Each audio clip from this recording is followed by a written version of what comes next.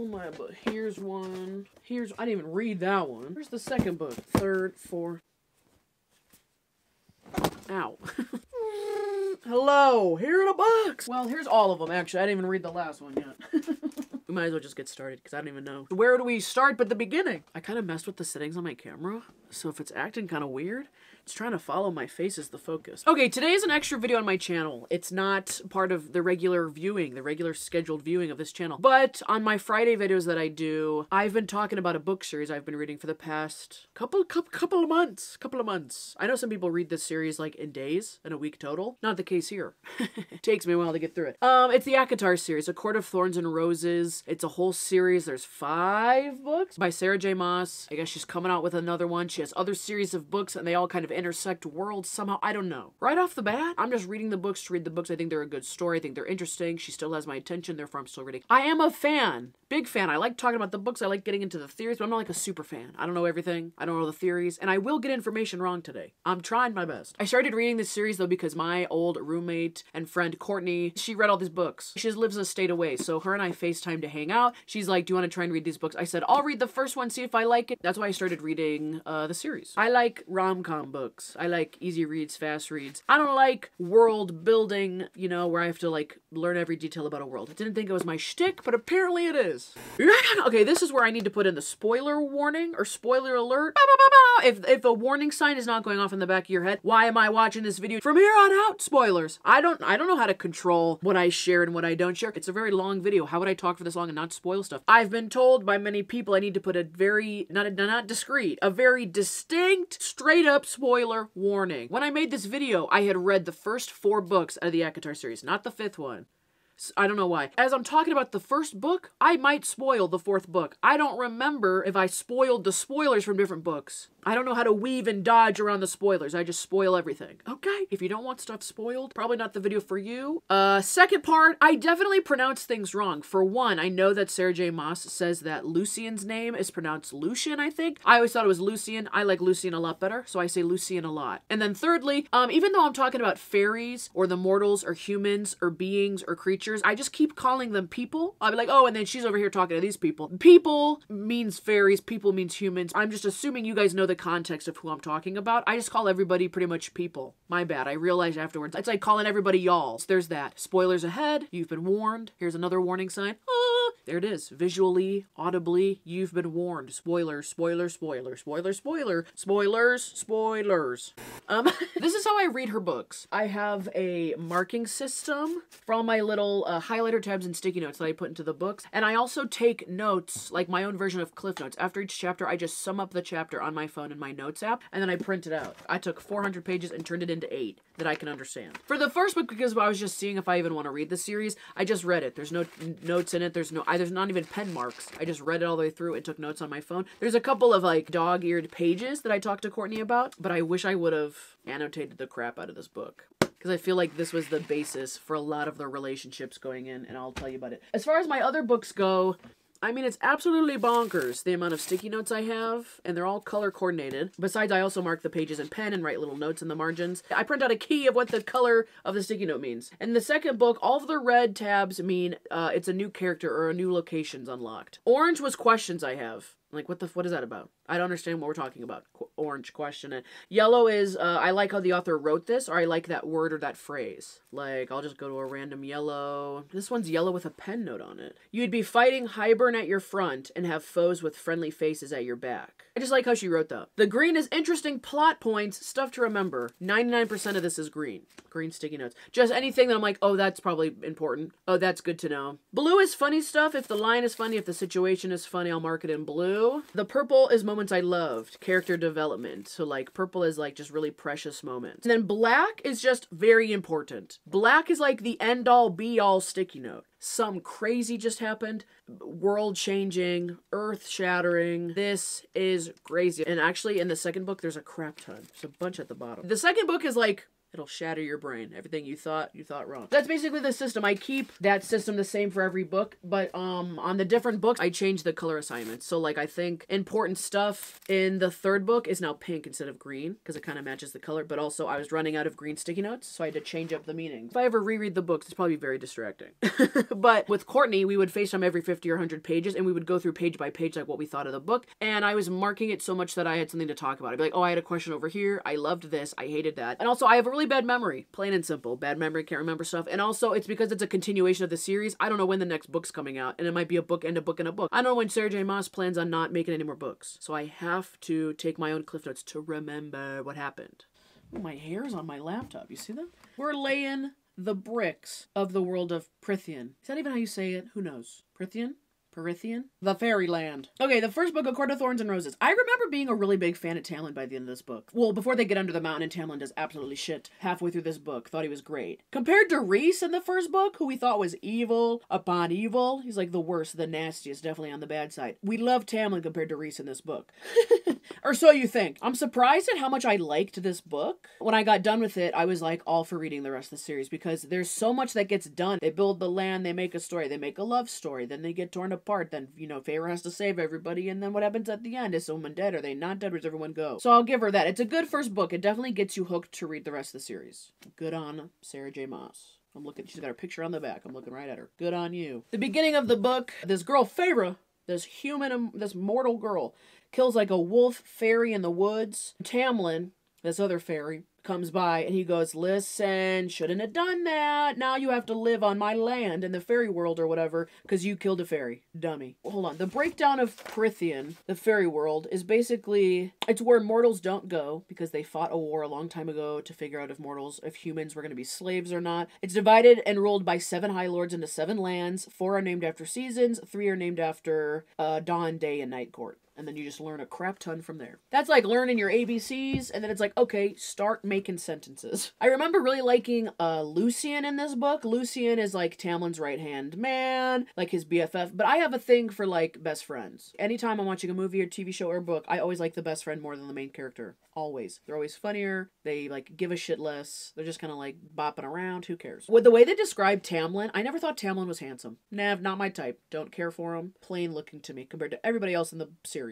Tamlin basically talks to Feyre when she gets to like the spring court, which is where he lives. Basically saying like he never really wanted to be a high lord, but he got like shoved into the position and like he has to run his land and take care of his people. Like I don't think he planned on doing it so soon. Like he doesn't seem like he's very interested in the job that he has. Feyre goes to the study and sees that she's in the spring land. That's really what I wrote down. I think that's what she says. She's in the spring land.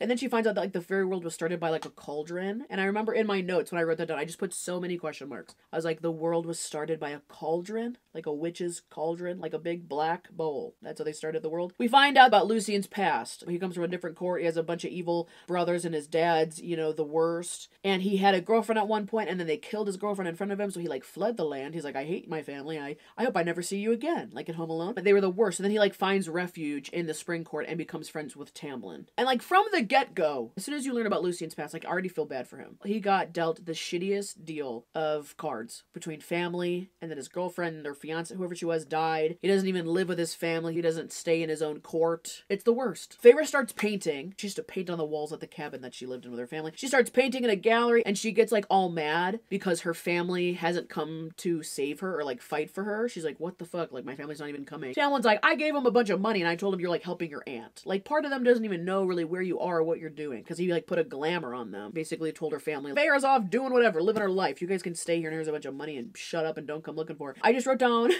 when they're in the gallery, there's like major flirting happening between her and Tamlin. Then there's the Colin May and the Great Rite and the Spring Court, which is basically like the fairies and Tamlin and Lucien, I think too. They have to like fuck and do the deed to rejuvenate the land with magic, blah, blah, blah. Whatever. Sounds like a bunch of hocus pocus to me. They're doing this like big festival and they're like, Feyre, you stupid human, stay in the house. She gets lulled out there by magic. She's like, something's calling me to to the festival where everyone's hanging out, having a good time. Of course she wants to go. And then like she gets like caught by like these three creatures, and then a fairy saves her, and it's Rhys. We get to meet Rhys for the first time. Is this upside down? Yeah, it is. I wrote in my notes that she describes him. Saved by a fairy. Very good looking. Black hair, blue eyes, wore all black, has no mask, because at this point Tamlin and his whole court, they have masks on. We don't know why. They can't take them off. He like kind of saves her from these creatures, but he's kind of being a little weird about it, and then he just leaves. Lucian catches her wandering around, sends her back to the house, and then Tamlin comes home at 2 a.m. and he's like, why weren't you there? I would have like done the deed with you for the right or whatever. And she's like, why would I want your sloppy seconds? And then he bites her in the neck and she slaps him in the face. And then they go to bed and he apologizes. A head of somebody ends up in the garden, and Lucian describes and says that the Night Court did it. The Night Court is this evil court, Lucian says, and Lucian describes the Night Court as, a quote, a bunch of sadistic killers living by their own rules. If you read the series, little does he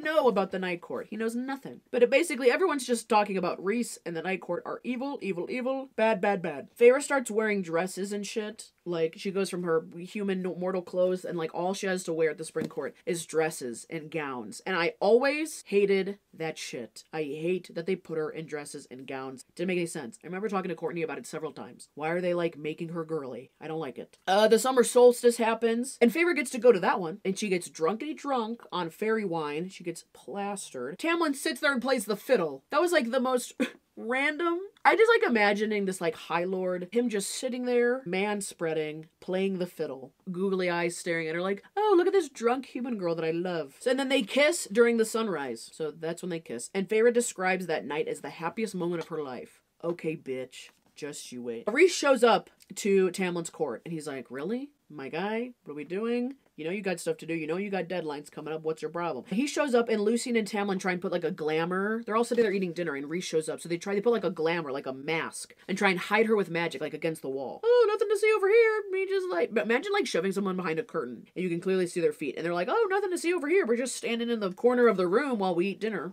But then Rhys is not dumb, and he looks down and he sees 3 place settings, and he knows it's just Tamlin and Lucian, little butt buddies over here hanging out in the Spring Court. So then he finds Feyre, who he met earlier, and like breaks into her mind and her memories, looks at everything and like all the nasty stuff that her and Tamlin have done. I remember reading this scene and like it was so heated. It was like the first time that we had like fairies clashing with each other. The High Fae, like the High Lords clashing. I always thought this would make like a really good scene in a movie. Rhys scolds Tamlin for not doing anything to take care of his lands. You're not doing nothing over here. Wasting everyone's time. Why don't you like take care of your court? Tamlin calls Rhys Amarantha's whore, who we learn about later, and that's like a big no-no. We don't call Rhys that. That is a sore spot, okay? He like takes control of Feyre and he's like, who are you? Tell me your name. And she says her name is Claire Better. Bedor? Better. Whatever. Some human girl back where she lives. Which this decision for Feyre to lie will haunt her the rest of her life. It also saves her life, but it will haunt her the rest of her life that she used Claire as like her scapegoat. Tamlin says that Feyre's gotta go. He's like, as soon as Rhys showed up and like figured out that Feyre was there, that plus like some other things like a deadline coming up, that he goes, oh, Naga, you have to get it. We have to send Feyre back. Bad things are gonna happen, so we gotta send her away. So then that night, they do the dirty. Tamlin and Feyre, they do the dirty, and he says, I love you. And she says nothing. She wants to. She thinks, oh, I can't. It's too. Who are you? This is a fairy. You know, he could crush me. He bit my neck the other night. So she doesn't say anything. The next day he puts her in a crazy gown, a ridiculous outfit, and sends her back to the human world. Oh, when she gets there, her sister's being super weird. Nesta the nasty sister. She's being super weird, but Feyre shows up, and Tamlin gave her family so much money, they're filthy stinking rich. I wrote, Nesta is acting so goddamn weird. And apparently the glamour didn't work. Like the story that Tamlin told the human family and like using his magic to make them think that she's been fine this whole time, it didn't work. So Nesta's known the whole time and came looking for Feyre on the wall. There's a wall that separates the two worlds, the humans and the fairies. She came looking for her on like the wall but couldn't find her. Basically Feyre goes back. She's like, that doesn't feel right. There's really nothing going on over here in the human world. I'm gonna go back. I'm gonna go see Tamlin and I'm gonna go tell him I love him. It's fine. I don't care if I die from that Rhys guy because he knows about me. Like, I'm gonna go back. But she goes back to the Spring Court and to the house and it's destroyed. Nobody's there. It's destroyed. It's barely standing up. She runs into Alice, which is like this maid fairy that hangs out in the Spring Court. Well, not hangs out. She works there. And I remember this scene really stuck out to me. Like the scene of Alice and Feyre talking, and basically Alice fills her in on like, this is basically what's been going on around here, which you didn't know about, but now you can know about because everyone's like sucked under the mountain. I remember this being like a mother-daughter scene. Whatever happened here is crazy. and like, what are you gonna do about it? You kind of messed it up. Feyre just sounds dumb. She's like, well, the only thing there is to do after all that's happened is to go under the mountain, which she knows nothing about. She knows nothing of what's to come. And Alice is like, good luck. Good luck. I'll try and tell you where it is, but that's all I can do. And you're probably gonna die and I'll never see you again. And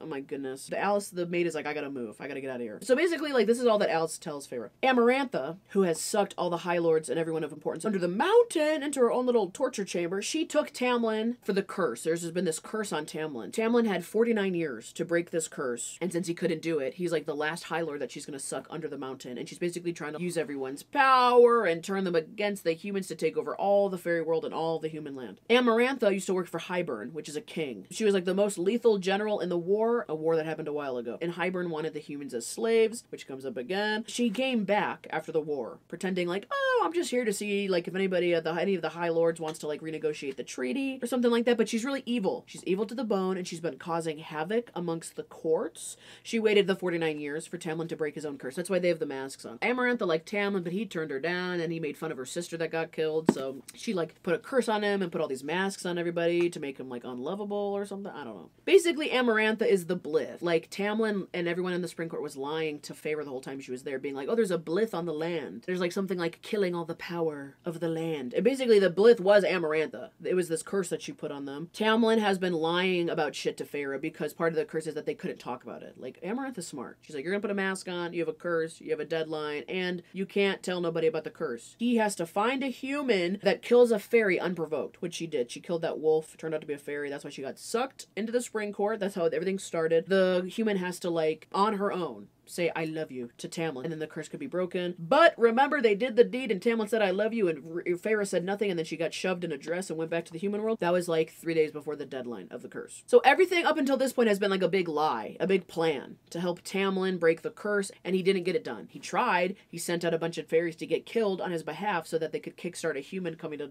you know, break the curse. I didn't like this. Feyre has been living in the Spring Court and falling in love with Tamlin as like a big ruse to help himself and to help his land. I know it's for the greater good of like helping his own court to save everybody else from Amarantha. I just didn't like it. I didn't care for it. I don't like being like the butt of the joke. I don't like everyone kind of pulling the wool over my eyes and then being like, just kidding. We couldn't tell you about the curse, so we just lied. We just tricked you. That's what we've been doing. That's what I'm doing these days. Hey, Feyre, about you. I need you to say I love you, so I don't have to live under the mountain. Like, looking back, I remember being pissed about that. You're gonna rip this girl out of her life for some curse, you Nimrod. Like, I know you can't tell her what you're doing, but still, feels disingenuous. Looking back, it felt like we had a deadline. She has to start loving me now, or we'll never get her to say I love you. Oh, that's all you had to do, but you did it, so now you gotta come back, you gotta go under the mountain, you gotta fight this whole curse, you gotta do all this shit to save everyone else, just because you didn't say I love you. Which also puts so much pressure on her. Feyre's like, oh, all I had to do was say I love you? Oh, well, I didn't. So now she's got to go fight. The whole rest of the book, that's the consequences of not saying I love you in a timely fashion.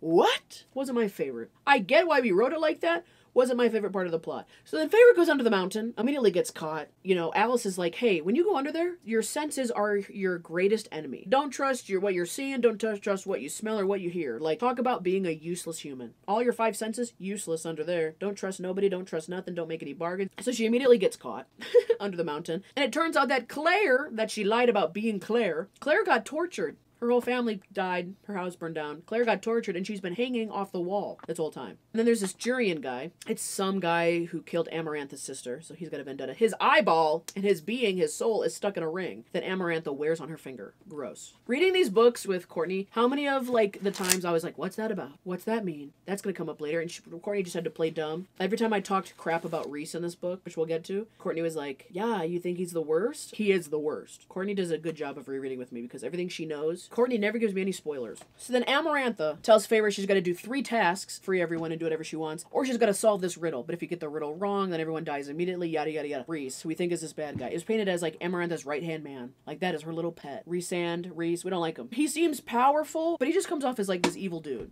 You know, and you're like, come on, dude. Like, if you just decided to be on the good side, this could probably be done. Feyre's first task is she fights this big-ass worm. It's this whole chapter, maybe 2 chapters. Sarah writes it so well. How could anyone ever write this scene to be believable? You could picture it perfectly when she wrote it. So she fights this big worm and she wins. Crazy stuff. But she also breaks her arm pretty badly.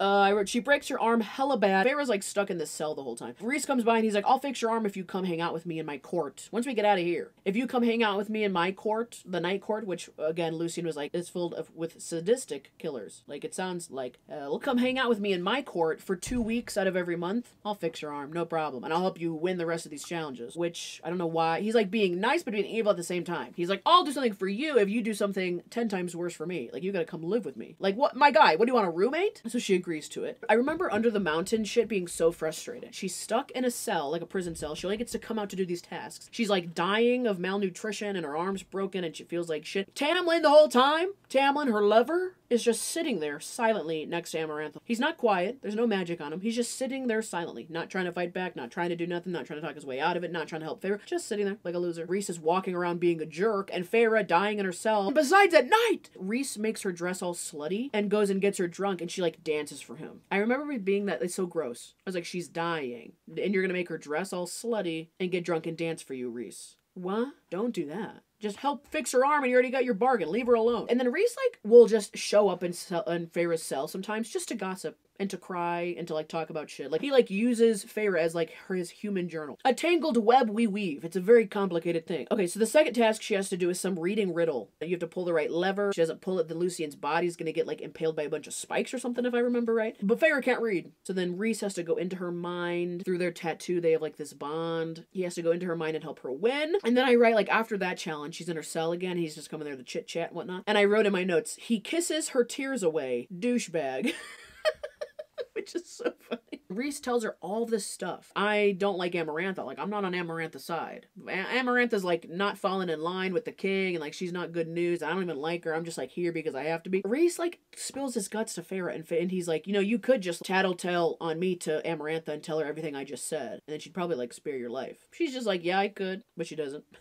The third task, Feyre gets put in front of everybody, and then she has to kill 3 fairies in front of her. Just innocent people. When she gets to the third one and takes the mask off, it's Tamlin. Her lover, supposedly. I can't remember if it was Tamlin, or it just looked like Tamlin. She didn't know if it was someone glamored to look like Tamlin, or if it was him. I think it was him. But then Feyre's like, oh my gosh, context clues. She's like, I remember that Tamlin has a heart of stone, or some shit. If I stab him, he won't die. He'll be fine. So Feyre stabs him. And then Amarantha freaks out on her. She's like, what? What? You stabbed Tamlin? You kill my crush? And then she starts torturing Feyre, and in the middle of being tortured, neck snaps, back snaps, she's dying again, once again. The light's about to go out of her eyes. Feyre solves the riddle. The answer to the riddle was love. Oh my, and I hated that so much. As soon as I heard the riddle the first time, I was like, it's probably something really stupid like love. Turns out I was right. I don't think that's a great metaphor. I just think that is like a misstep. The answer to the riddle should have been something like greater. Something like to help foreshadow. Something like more adherent to like the fairy world. That maybe Feyre wouldn't know about because she's not part of that world. Maybe she learns it under the mountain through Rhys or something. But anyways, Feyre solves the riddle, but then there's like some loophole. Amarantha's like, okay, well you solved the riddle, but I didn't say when I would let everybody go. And everyone gets pissed. They're like, what? Come on, you dumb bitch. So then Tamlin gets all of his powers back, kills Amarantha. Stabs her in the face, rips her throat out or something. Everyone gets their powers back after he does. Feyre dies, but all of the High Lords who got their power back, the 7 High Lords, give her like a drip of their power, like a little bit of light, and it brings her back. So she's back to life. She is now a High Fae, one of the fairies, and she's immortal. Looks a little different. She's glowing. She looks great. She doesn't look like she just went through torture and killed a worm and broke her arm and whatever. Everything's done. Everyone's going back to their lands, their courts. Amarantha's dead. Whoopee-ki-yay. Feyre is like, you know, she's respected a little bit because they're like, oh my god, Feyre, the curse breaker, she did a great thing. She saved us.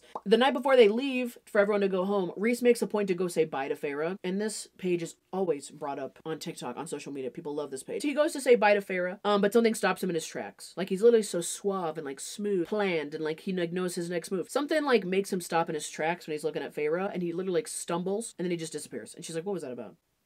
What was that about? Which that whole scene like foreshadows the fuck out of the rest of the series. I mean, that's all you need to know. And then her and Tamlin go to the Spring Court. And that is the first book. Done. You think Rhys is a douche. You think Tamlin's her lover, but he didn't really help her under the mountain besides killing Amarantha after Feyre did all the work. But that is the first book. On to number 2.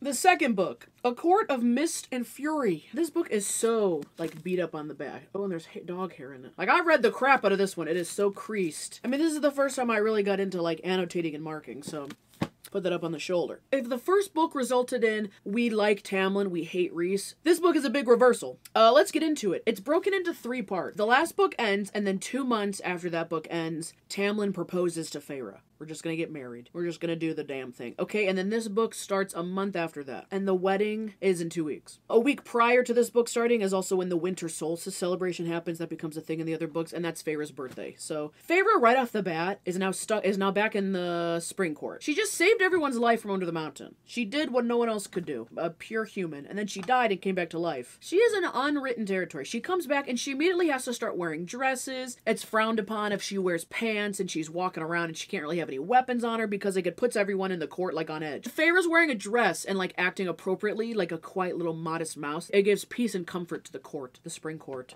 Don't even get me started. How dumb that is, how rooted in like old thinking and like traditions of like the woman is seen, not heard sort of things. No. There's this person, Enith, there. She's a high priestess. Okay, she's apparently a childhood friend of Tamlin. She helps plan Feyre's wedding. She's basically acting, pretending like she's Feyre's friend, her right-hand woman. She also picks out Feyre's clothes, which would explain why we hate Enith, dressing her up like her own little doll. Priestesses are like saints. They oversee ceremonies, record history, advise lords. Feyre has duties she has to perform now. If you're gonna like date, almost marry the High Lord, you have duties you have to do that she doesn't care about. And she can't go anywhere. Tamlin's got the place on lockdown to like protect her or whatever. They get back, it's been 3 months, and she's not allowed to go anywhere. She's barely even seen any of the spring court as is. She knows like the house. In front of Enith, she like accidentally calls all the other fairies like your kind. I'm not used to your kind. And Enith jumps down her throat. Don't say that. You're one of us now. You're high fae now. So like you gotta watch what you say, because everything you say, Feyre, is judged and people are watching you. You better watch how you speak and how you talk and how you look. She doesn't do anything. I remember ranting to Courtney, why the fuck? She just did the most uncanny thing and saved all your butts. Basically gave you back your way of living. She should be able to run around naked, screaming absurdities from the mountaintops, and everyone should be like, that's cool. No, she deserves all that. She's like a human that saved all of us. I said right off the bat, I hate this, Sarah J. Maas. I hate this. I hate how she's being treated. It makes no sense. Enith apparently has like a huge crush on Lucien, or so we think. He sees major red flags with her. No, ignores her. Get away from me. Tamlin and Feyre have separate beds. They're about to get married in 2 weeks, and they sleep in separate beds. She says it because she needs space. And, like, she does have, like, these crazy nightmares. A lot of the characters in this book have crazy nightmares from what they've gone through. It's like a theme. Everybody's got nightmares. Lucien takes Feyre to visit a village to help, because Feyre has convinced herself she wants to go to a village and, like, help people out. Lucien and her are talking a little bit because they're friends. And Tamlin basically told Lucien to keep his mouth shut about, like, what's been going on, where Tamlin keeps going every day. Feyre is not allowed anywhere because the only thing that Tamlin's enemies have to do to own him is to get their hands on Feyre. Okay, and did we just describe Feyre as an object? Excuse me, bitch. Let her stand up for herself. Teach her to stand up for herself. Give her the history of the place. Like, let her know what's going on. Let her know what there is to be scared of. No, he just, like, puts her on a pedestal and puts her in a closet. No. She can't be around. I wrote, why is that her fault or concern? Like, grow a pair, Tamlin. You teach her, train her, but don't shut her up. Feyre is acting like a shell of herself. Doesn't Tamlin miss, like, her liveliness, her fiery attitude, how she acts in the whole first book? Lucien tells her just to talk to Tamlin about everything. He goes, Lucien just goes, well, just talk to Tamlin about all your concerns. You know, he's got a really hot temper, and he doesn't like to listen to other people, and he has no idea what he's doing. But just talk to him. Maybe that'll help. And I wrote, wow, great advice. Feyre calls herself a prisoner. Literally, we're not even 50 pages in, and Feyre calls herself a prisoner. Excuse me? Crazy. Their wedding is happening this weekend. 300 fairies and high fae and whoever else show up. Feyre hates it. She keeps hiding behind Enith, like hoping that Enith will just talk to the people for her. And she starts to think that maybe Tamlin brought Enith into the spring court to make Feyre conform and participate in the traditions and help Feyre get through all this shit that she doesn't want to do. Day of the wedding. She can't make it down the aisle. Thinking to herself, she's like, please, someone save me from this. And that's when Rhys shows up. That's when big bad boy Rhys shows up and calls in his bargain. And he goes, remember when you're supposed to spend 2 weeks with me every month to hang out in my court? Oh yeah, I'm calling that in right now. What? And Tamlin just lets her go. Tamlin barely puts up a fight on the day of his wedding. 300 people are now going to be like, wow, Tamlin, you're a loser. He just took your bride away. He literally will not let Feyre go anywhere. But as soon as Rhys shows up, he just pussies out. He goes, no, just take her. Just take her. I get like the one time you need to man up. Under the mountain and on your wedding day, you just let her go. Like I said, the black post-it notes are like crazy things that happen. I'll read some of them as I go. On page 44, when Feyre steps back, like is walking down the aisle and then she like missteps, I was like, that's like him getting get rejected. Was I interrupting? I thought it was over, Rhys says. He gave a smile dripping with venom. He knew through that bond, through whatever magic was between us, he knew I was about to say no. At least Feyre seemed to think so. Like, basically calls Feyre out. She wasn't gonna marry you, so I might as well take her now to save you kind of some embarrassment. This was just a crazy chapter. And then I really wrote a sticky note on page 45. I said, is Rhys gonna give Feyre the life she wants? Has life gotten so bad in the Spring Court that Rhys is gonna take Feyre to the Night Court and just give her everything she wants? The freedom and the space. We don't know anything about the Night Court at this point to be like, is it a good place? Is it a bad place? Rhys brings Feyre to the Night Court. He goes, you're the damsel in distress that Enith and Tamlin want you to be. They make it seem like she always needs saving. He said through this bond, they have this bargain. She has a tattoo from the bargain that she's going to come visit. He can see most of the stuff that happens to her through the bond. He can see through it. He can hear stuff through it. He can even tug on it. Rhys brings her like on the top of this mountain, and the scary court, the court of nightmares, what everyone thinks the Night Court is like underneath. So he's on top of this mountain and the court of nightmares is underneath, and it's nothing like she thought it was. It's warm, it's open, it's great. Right away, Rhys is like, go wherever you want. Everyone like knows not to bother you. Hello! The second she gets there, Rhys is like, you go wherever you want. It doesn't matter. Move around as you wish. Do nothing, do everything. I don't care. Feyre's kind of mad at him. She's going through a lot of emotions. She like throws a shoe at him. She says something. She mutters, or like, I don't know whether she said it. She goes, oh, well, I'll have to tell Tamlin that I can't marry him until I'm worthy.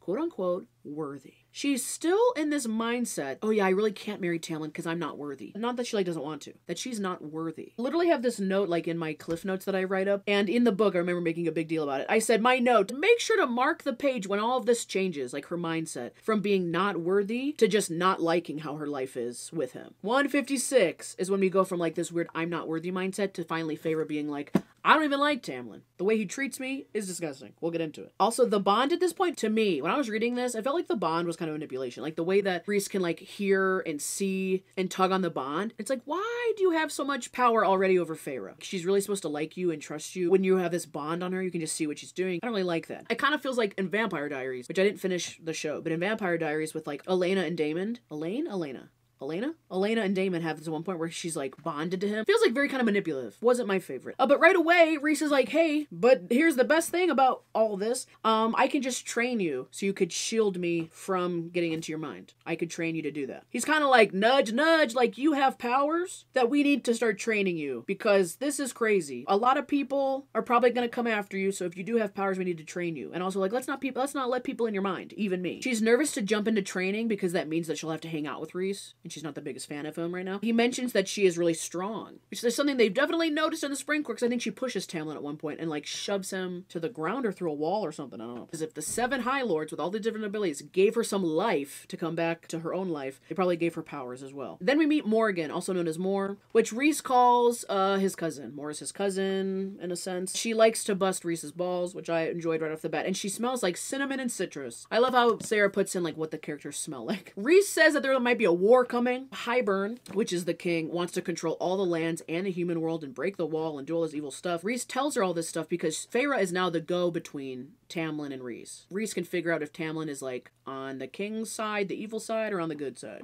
And Rhys also tells her there might be a war coming as another reason that she should train. She's gonna need to help Rhys and them in saving the human realm and her own family. Like, she's gonna need to help at some point. Like, he already knows that. And unlike Tamlin, who has sat on his ass for 49 years and never broke the curse and never saved his land, never really helped the humans, and Rhys is like, if he was lazy once and didn't care, he'll probably do it again. So then we also briefly meet Cassian and Az. Full disclosure, we are a Cassian household over here. I even wrote in my notes in all caps. I love all the Bat Boys and their friendship and their histories, and Cass and Az are the best. I like Cassian the most, though. Az is a little bit of a mystery to me. Not a big fan of not showing any emotion. Favorite returns to the Spring Court, and then Tamlin immediately just grills her. She left mid-wedding, came back, and immediately is like, tell me everything you know about the Night Court. What did you see? What did you hear? What did you talk about? And she tells him everything. First of all, lame. Feyre, shut your mouth. But I think Rhys already knew that she was going to spill the beans. Tamlin's take is like, I don't want you to express your powers and even learn about them because I don't want the other High Lords to find out that you have powers. Because if you decide to go fight the king with your powers, you're also going to have to fight the High Lords behind you, which is something I mentioned. I think I quoted it before. Like, you're going to be fighting the king in front of you and the High Lords behind you because you stole from them, essentially, when they brought you back to life. Then the Tith happens, this thing in the Spring Court where people of the court have to pay taxes, essentially, to Tamlin to, like, keep the court running. thing. Feyre doesn't get it. She thinks it's dumb. She came from like a really poor family. She doesn't understand. And if people don't pay it, Tamlin goes after them, like hunts them down. She's like, this is dumb. As Feyre's like leaving because she's fed up with it, she gives this water wraith. I feel like they're kind of like evil mermaids. She gives this evil mermaid like a piece of jewelry she has, and the mermaid uses it to pay their tithe with. And they're like, we will not forget this kind gesture. Dinner that night, she's all mad and shit, explaining why she's upset, and Lucien does not back her up, and she even gets mad about that. Lucien's shtick in this whole book is that Hamlet's trying to take back over the court and have everyone like fall in line and do what he wants. So Lucien needs to be an example for the court that everyone needs to fall in line and listen to Tamlin. So he like never goes against Tamlin, even though he's like, oh my god, Feyre, you look like shit. You're dying. You're skinny. You're depressed. He doesn't do anything. He's kind of useless. He's just like Tamlin's little bitch boy in this book. Kind of made me dislike Lucien a little bit. So Feyre gets so mad that she slips into Lucien's mind. She's starting to show powers. I think it's called like a damati. People who can like slip in other people's minds, which Rhys could do it. She can do it. And then her and Tamlin get in a fight after dinner. He's like, what's the deal now? You don't want to marry me? Is that the thing? I love this line in the book. She goes, I feel like I'm drowning, and I feel like you're the one holding my head under the water. Oh my, couldn't have said it better myself. And then Tamlin explodes with his temper, and she puts like an air force shield. He does not like that answer. And this is literally page 99. We're not even 100 pages in. I begin shaking. Tamlin, I can't. I can't live my life with guards around me day and night. I can't live with that suffocation. He goes, you've given enough, Feyre. I know, but I faced him, met his stare, the full power of High Lord of the Spring Court. Then she goes, then marry someone who can put up with this. She goes, oh, I can't even put up with you. God, you're annoying. You really are. I'm drowning. I managed to say, I'm drowning, and the more you do this, the more guards, you might as well be shoving my head under the water. Nothing in those eyes, that face, but then, I cried out, instinct taking over as his power blasted through the room. The windows shattered, the furniture splintered, and that box of paints and brushes and paper, he gave her like paint brushes, I don't know. It exploded into dust and glass and wood. Just craziness. That's just so powerful. Sarah wrote it perfectly. Feyre said it perfectly. His temper explodes, and he does a lot of apologizing. Oh, immediately sorry for what he does and his temper and like making things explode. If she didn't have the powers to put a shield up, she probably would have gotten severely hurt. Things were just being thrown at her and exploding from all directions. They do a lot of sleeping together. And then he loosens up the reins on her freedom. Oh my god, all she had to do was fight him once, and then suddenly she has a little more freedom. Okay, but he starts leaving a lot more. He's gone even more on the border trying to figure stuff out. He tells her even less of where he's going and what he's doing and what's happening outside of the court, and she becomes hella depressed. She starts losing weight, she starts sleeping in, she gets worse. When Rhys comes to take her for the second time, she actually wants to go. Get me out of here. I think I'll have some vacation. I'll get out of here for a couple of days. You know, this place kind of sucks. When she comes back from the 2 weeks, gone, this time, it's even worse.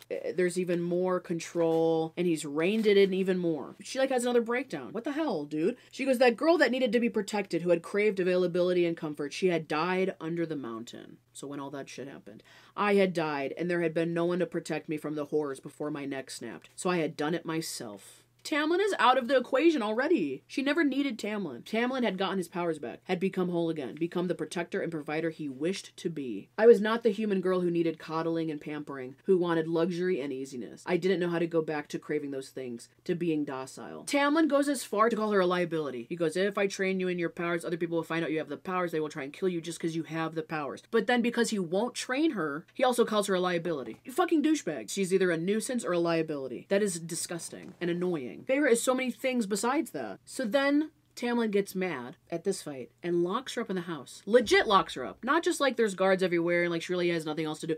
Literally puts a lock on the whole house so she cannot leave. No, it says, I was trapped inside the house. I might as well have been under the mountain. I might as well have been inside that cell again. And she starts freaking out and like her powers are going crazy. Lucien and Tamlin leave. And then Mor comes and saves her. We have now freed you from there, and you can come stay in the night court as long as you want until you figure it out, because that's not going to happen. We're not going to let that happen. So now she's going to work in the night court till she figures out her shit. Immediately, Rhys has to run an errand.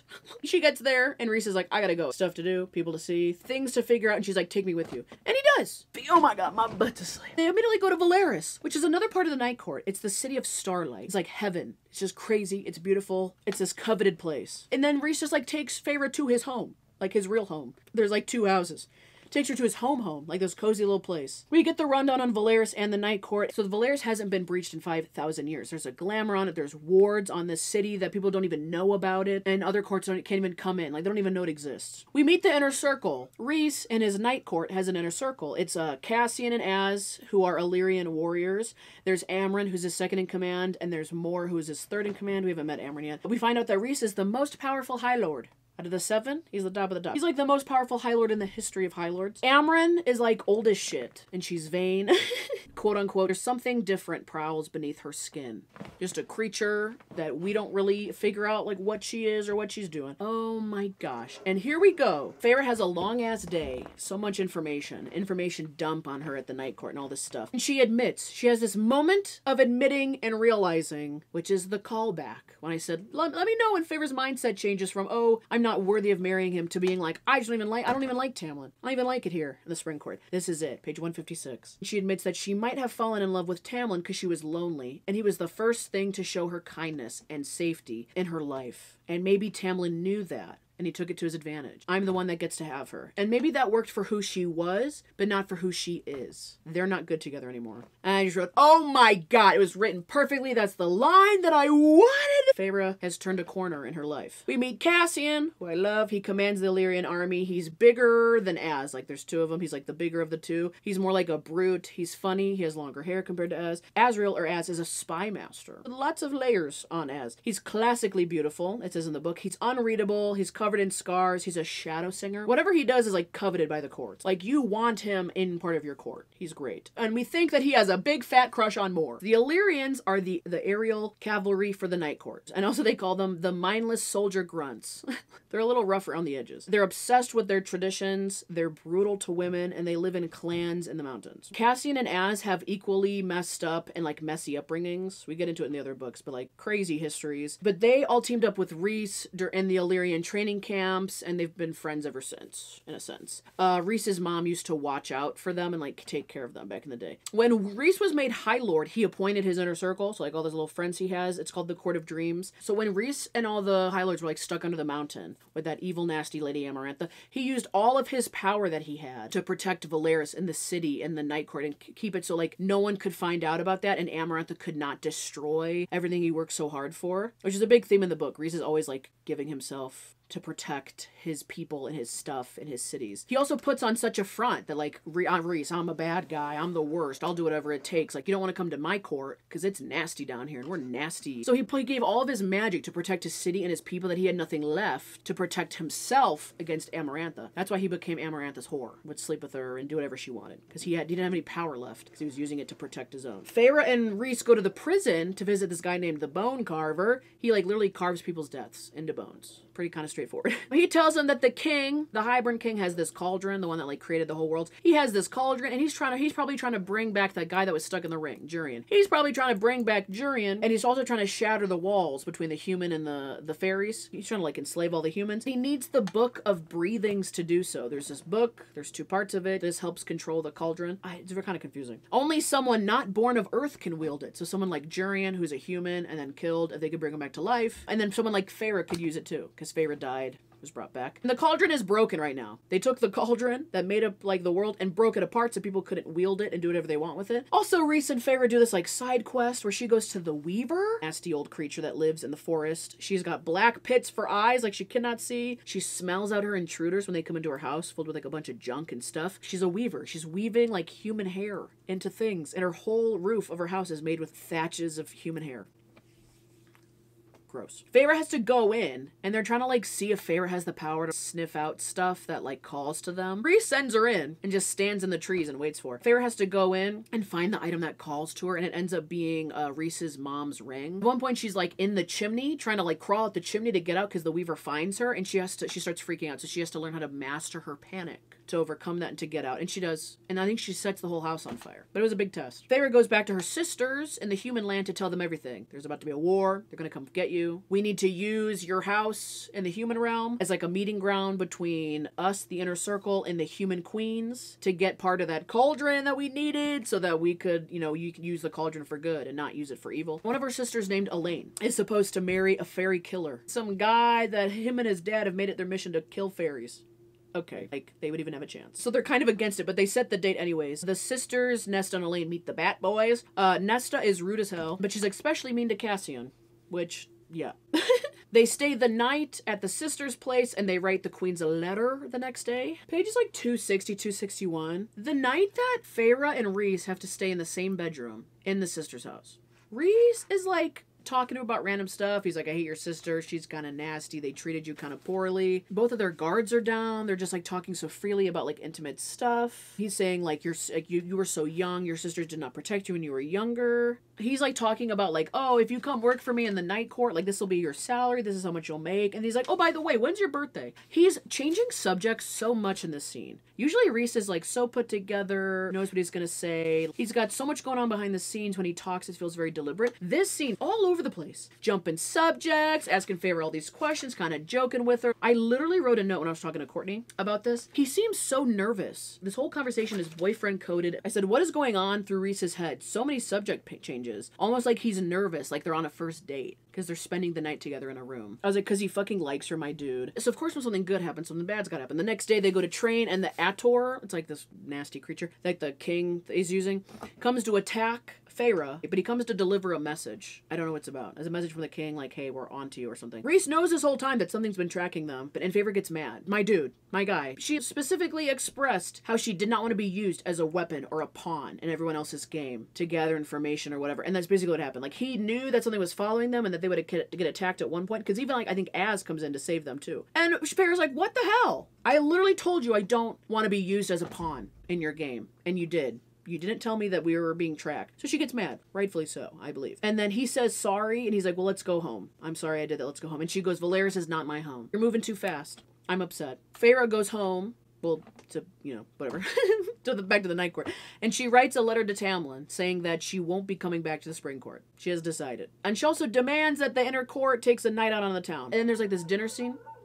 Oh no, my dog's barking. There's this dinner scene, comes up a lot. Rhys mentions it a lot in the later books. She also, like, while they're out in the town, she finds out about, like, this music that was playing under the mountain when she was in that cell, the prison cell. This music that was playing, and then music that she used to, like, dance to. He had sent that music to her to keep her mind busy and whatever. And also, like, he made her dance under the mountain. I was so mad about that. But he says he made her do that so that it would make her mad and that it would keep her mind sharp and like mentally intact. He wanted to give her some emotion to be like, even if you're mad at me, at least you're mad and you're fighting back. They also do this like weird sexting thing on imaginary paper, this magic paper that could just like vanish between the two of them. They flirt and they sext on this paper. Kind of cool. I wish they would bring it back in the other books. Cassian, the warrior, tells Feyre he's going to train her. So they do a little bit of training. He asks about Tamlin. What's going on with like your old lover, Tamlin? But then she gets really emotional about it. Why is Rhys telling my business to these two warrior guys, Cass and Az? But then the guy apologizes. Rhys only tells us stuff because we need to know for like war or like if something happens, we all need to be up to date information in case something happens. So he apologizes,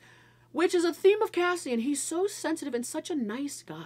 He really is. Immediately he's like, I'm sorry. Like, I'm just asking because if you ever need to talk to somebody, you can talk to me. Love him. Some of them go to the summer court to go get the part of the cauldron back, you know? The summer court, the city is called Adriata or Adriata. There's lots of ships there. Big water city, water court. Tarquin is the High Lord. He's barely 80 years old. He's very young. Cressida, if that's how you say her name, she is the princess of Adriata. And Varian, who's there, he's the prince and captain of Tarquin's guard. They're all standing around and they're like, you know, you basically ran away from the spring court, Feyre. Rhys over here is harboring someone's bride. If Tamlin asks us, we're supposed to tell him. Otherwise, we could all die. Or we could wage a war. And Tarquin's like, Rhys actually saved our butts under the mountain. He's like, so no one will do that. No one will tattletale on you. And if they do, I'll kill him. Feyre starts hella flirting with Tarquin, because that's what he wants. And he shows her all of the court treasures. He's very open-minded of a High Lord, and she suggests that, like, fairies and humans are not so different, and, like, maybe they could live together. He seems on the good side of, like, history. Feyre gets jealous because at the same time, Rhys is flirting a lot with, like, Cressida. And Feyre has this moment where she, like, realizes how lonely and unhappy she has been for a while. Everybody's playing games. Feyre's trying to flirt with this guy. Rhys is fake flirting with another person to make it seem like he's not interested in Feyre. Even Tarquin, like, gives Feyre a necklace. This is, like, a gift for everything you did under the mountain. Also, like, you can be my ally in the night court. Rhys is kind of hard to work with. If you could be my ally, because you live over there, that'd be great. So everyone's playing games. Rhys says he saved Tarquin in his court under the mountain because he agrees with some of his views. Like, he agrees that they should break down the class system. Rhys says, like, I think me and Tarquin could be friends. If we weren't about to steal from the summer court, like, maybe we could be friends.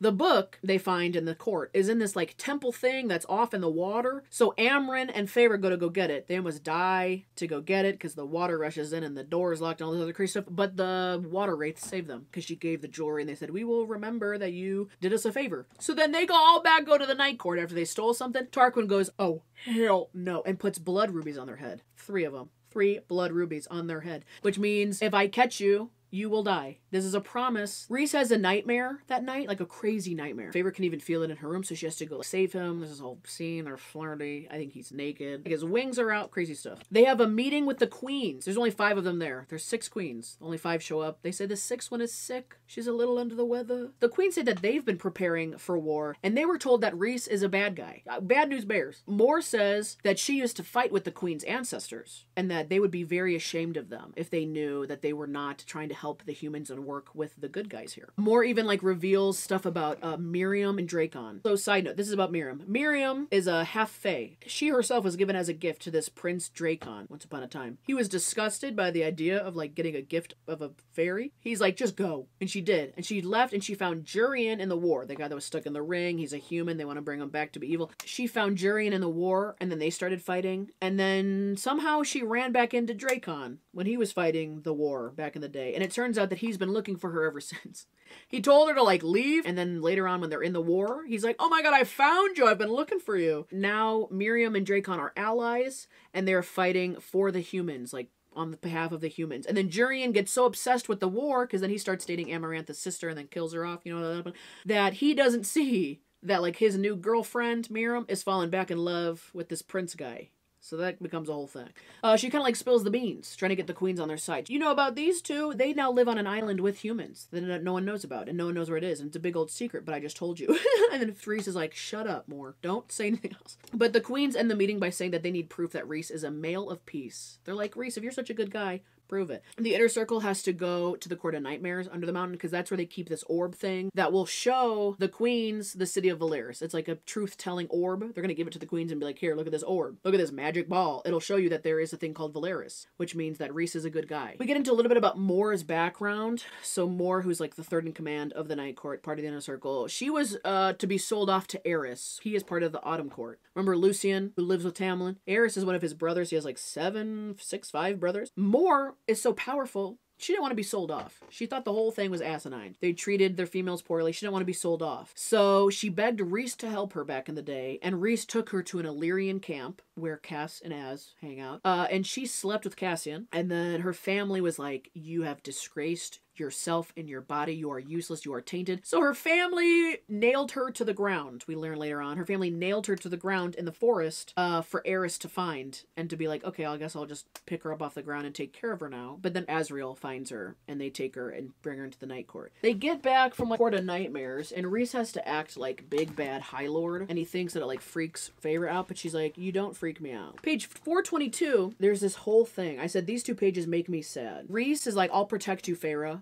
Like, I'm telling you right now, I will protect you from whatever happens. And she's like, please do not protect me like Tamlin protected me. Please do not lock me up and not tell me things and be suffocating. And he goes, stop comparing me to Tamlin. He's like, I will always be written in history as this bad guy because I have to put up this front that I'm evil and I'm nasty and I'm this horrible thing. She calls him out. She goes, then stop wearing all these masks that you're this bad guy. Show people that you're actually a good guy and you take care of your own. You do good things. She's like, if you actually let somebody in and they see how much of a mess you are and they decided to leave you, she's like, could you blame them? And you finally let somebody in, you're a mess. And he takes it really hard. What the hell? Like, I thought we had a good thing going. I've let you in, Feyre. Like, I've let you in all the way and you're going to tell me that I'm a mess. Crazy couple of pages. So many marks on these pages. But then immediately, Feyre's like to herself, she's like, oh yeah, that was just me deflecting. She says that she was talking about herself and deflecting because she was scared to say that she actually likes Rhys for real. She's like, I've been using him for a while and maybe I should tell him I didn't want or expect anything from him. And maybe I'd said what I had to him because I'd realized that I might very well be the person who wouldn't let anyone in. They're literally the same type of people. They both put masks on and like if they don't want to let anybody in because if they let somebody in and they find out that they're like a mess, they might leave them. And it's like, yeah, you have to be very vulnerable to let people fully into who you are and then to hope that they don't walk away. But then Rhys just took it as like, oh, so she hates me. She hates me. She thinks I'm a mess and she doesn't want anything to do with me. I was healed or healing enough to want to try. if he was willing to try to. Talking about Rhys. If he didn't want to walk away when I voiced what I wanted. Him. Not the High Lord, not the most powerful male in Prythian's history. Just him. The person who had sent music into that cell. Who had picked up that knife in Amarantha's throne room to fight for me when no one else dared. And who kept fighting for me every day since. Refusing to let me crumble and disappear into nothing. So I waited for him in the chilled moonlight garden. But he didn't come. She ran away after she called him out, and then Rhys didn't follow. Oh! Miscommunication. That happens. And then they like kind of make up right away. There's like a starfall thing, which is a really cool, the stars shoot across the sky. They're traveling. There's a very cool scene.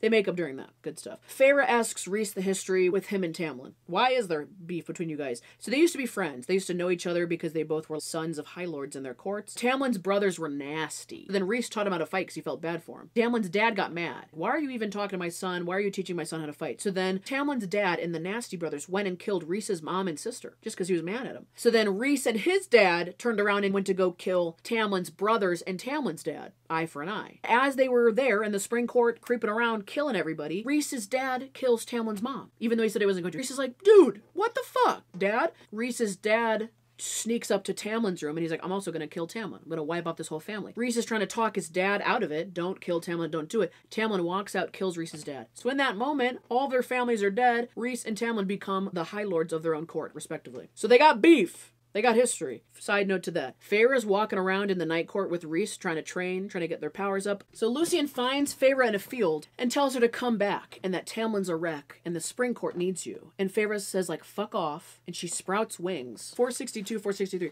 Such a badass chapter for Feyre. Woot woot. Tamlin was the worst. I'm not coming back because he feels bad. I said, this is the love of Tamlin's life. And instead of Tamlin just going to go find Feyre himself, he just sends Lucien. Go get Feyre back for me, would you? I said, why would you send Lucien? Because you think she'll listen to Lucien because they're friends? And I said, that's manipulation. And you're a lazy ass. He's going to look like an even bigger loser when she doesn't return. I said, Tamlin is such a little bitch. He's been following his daddy's orders forever. This whole interaction makes Tamlin look even worse, and he's not even there. So then that night, Rhys and Feyre sleep in like this attic above this inn, and they have to share a bed. Oh yeah, Rhys can't use his powers because they're tracking his powers, so they have to share a bed. And then they get together in this bed. Stuff starts to happen. They get to like third base. Rhys thinks this is the moment. We're like becoming a thing. And Feyre like blurts out some BS about how she just wants a distraction. She just wants some fun. Because I think that, again, she wasn't sure what he wanted. She just ruined the moment. And Rhys gets like butthurt. He's like devastated. Again, they fly home. As they're flying home, Rhys gets shot down with some arrows. Rhys is not going to make it because they have some poison in his wings now. And Feyre, like, she goes to trap the Suriel, which is like this truth teller. If you trap it, it'll like tell you things you need to know. She's done it before. The Suriel tells her how to save Rhys. The Suriel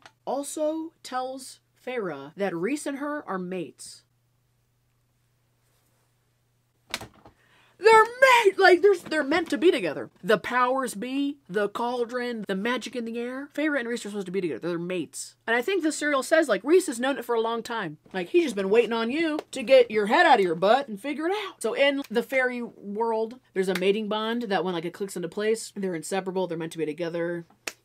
That's it. So basically, when he said bye in the first book, after they're under the mountain, when Tamlin and Feyre were like getting ready to go home and Rhys took the time to say bye, that's when the bond snapped into place. That's why he like stumbled, because it finally locked in when she became High Fae. He literally like stumbles and then he just disappears. And she's like, what was that about?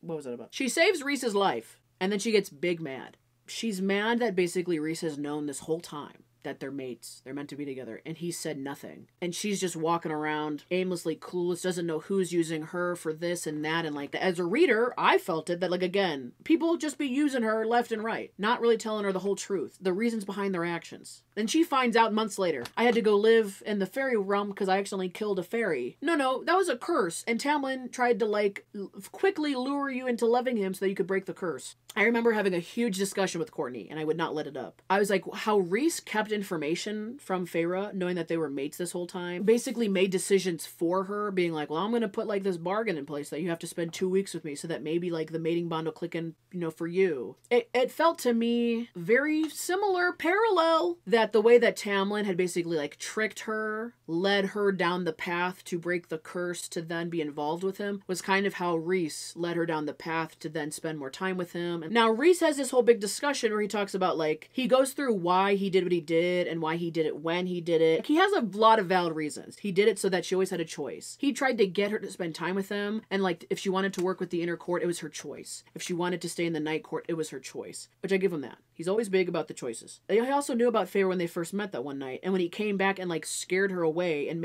scared Tamlin into sending her away. He basically did that because he was like, well, if you would have said I love you to Tamlin and broke the curse that way, Amarantha would have come and killed you anyways, and then I would have never gotten to be your mate. That's why he did that. He also did it to keep his own land safe. It would have like destroyed me to tell you, and then I couldn't have kept my own people safe. But I was so mad that basically it felt parallel to Tamlin. It just felt so sneaky in a sense that I remember FaceTiming Courtney and we had like the biggest discussion about it. This feels kind of crappy. 100% get what he did and why he did it, and Rhys still above all else like gave Feyre the choice. But I was like, I feel like he's very much leading her to the choices that she's already going to make. So it's whatever. I could not fully accept that. I was like, oh my gosh, Rhys is the best. He just knew that they were going to be mates, and he just did what he could to get her out of there. I also feel like it was a little sneaky. I was also big mad for Feyre. Feyre saves his life, and then when they get back, she's big mad. She's like, demands she gets away. She needs to go somewhere else. So that they like take her to a cabin far, far away by like the Illyrians up in the mountains. And she paints the whole damn place. She likes painting. She paints all of her feelings on the wall, thinks about everything that happened, and she's like, I actually do like Rhys. I actually do want to be his mate. I feel this bond. I feel like we are meant to be together. So that she makes him food when he comes to visit her, and he goes, if you make me food, that's like accepting the bond. So you're accepting the mating bond if you make me food. And she's like, that's weird, but okay. And then Feyre says, I love you. That's all like wrapped up. They're together. They do another meetup with the queens. Try and prove that they're nice people. It doesn't work. They're still wary. The one queen though, sneaky, she leaves a book behind. The Book of the Breathings. Like the other half that they need. Now they have the whole book. And she leaves a note saying, don't trust these other queens. They're bad. They don't know what they're talking about. There's an attack on Valeris. The queen's head that just gave them the book, her head and her body just like end up there. She's been killed off. Now there's like an attack on Valeris, which hasn't been breached in 5,000 years. They all go into action mode and save the city. Feyre even fights. She uses all of her powers that she's been working on, power she didn't even know about, and she kills the Ator, that bad nasty guy that attacked them before, attacks him in the sky and kills him, and then lets him like splatter on the ground. Then like the next thing is they have to get Feyre to Hybern to get the cauldron with the book to make sure that nothing else bad happens, to break the cauldron. Rhys gives Feyre the ring that she got from the Weaver, his mom's ring, and he goes, oh, I basically made you go get your own wedding ring. This is a ring that's been passed down from the women in my family. My mom always said the woman that I'm gonna marry, she'll have to fight for it, or she'll have to like prove herself, so that's why you had to go to the Weaver and get this ring. And Rhys knew that they were mates. So it's like, again, she almost died in a chimney. That's what she's got to do. Most people just go buy a ring from a store. He's like, no, you got to go fight for your life to get it. They go to Hybern. They're in front of the cauldron. Feyre's got the book. She puts them together. She almost blacks out and dies in front of the cauldron because it's so powerful. It almost kills her. Jurian's there. They brought him back to life. Lucien and Tamlin are there. Little backstabbers. They've been working a deal out with the king this whole time, the bad guy, and basically said to the king, like, hey, king, I'm Tamlin. If you give me Feyre back from Night Court and Bad Boy Rhys over there, I'll let you use my land to get to the wall and destroy the human world. I just want Feyre back, even though she doesn't like me. The queens also show up when they're all standing there because the king told the queens that he would grant them eternal youth if they help him. So the queens just want to live forever. He remade Jurian as like a human liaison to get the queens on his side. Also, the king planted Enith in the Spring Court to get Feyre to talk about her sisters, who are also there. So Enith has been bad this whole time. They take Nesta and Elaine, Feyre's two human sisters, throw them in the cauldron as like an experiment. Listen, if these two come out of the cauldron and they're alive, they'll be immortal. So if they're good, then the queens will be good and you guys can all become immortal. I'll give you eternal youth. Az is hurt really bad. Cassian's wings are shredded. Lucien blurts out in front of everybody that Elaine is his mate. Just blurts it out. Everyone's like, what the hell? Not the time. Shut up. So the sisters come out. Feyre's like upset that everything is happening. Feyre explodes with power. And she explodes past the spell and the ward on everyone's magic that the king put on. So the inner circle can escape. They can all get their powers back and they can leave. The mind bond between Feyre and Rhys like doesn't work all of a sudden. Feyre turns around and pretends that Rhys has had her under a spell this whole time to be his mate. And she goes running back to Tamlin. Oh my god, I hate Rhys, but I've been under a spell this whole time. That's why I haven't come back to the Spring Court. The king turns to Rhys and goes, break the mating bond between you because it's a big lie. And also to like sell it home. So then it looks like Rhys breaks the bond, but really he breaks the bargain bond that they made that she has to come every 2 weeks. He breaks that bond. The mating bond is secure. The bargain bond is broke. And also Rhys takes the book with him. That Book of Breathings. He takes it with him when they leave. And she goes back to the Spring Court with Tamlin and Lucien. She's like, yeah, I love it here. Feyre the Faker. Never hated it here. You guys are great. This will be fun times over here. It's just been a crazy couple of weeks. Little do we know that Feyre is now a spy for the Night Court. She's a spy for the Night Court in the Spring Court, pretending that she still likes Tamlin.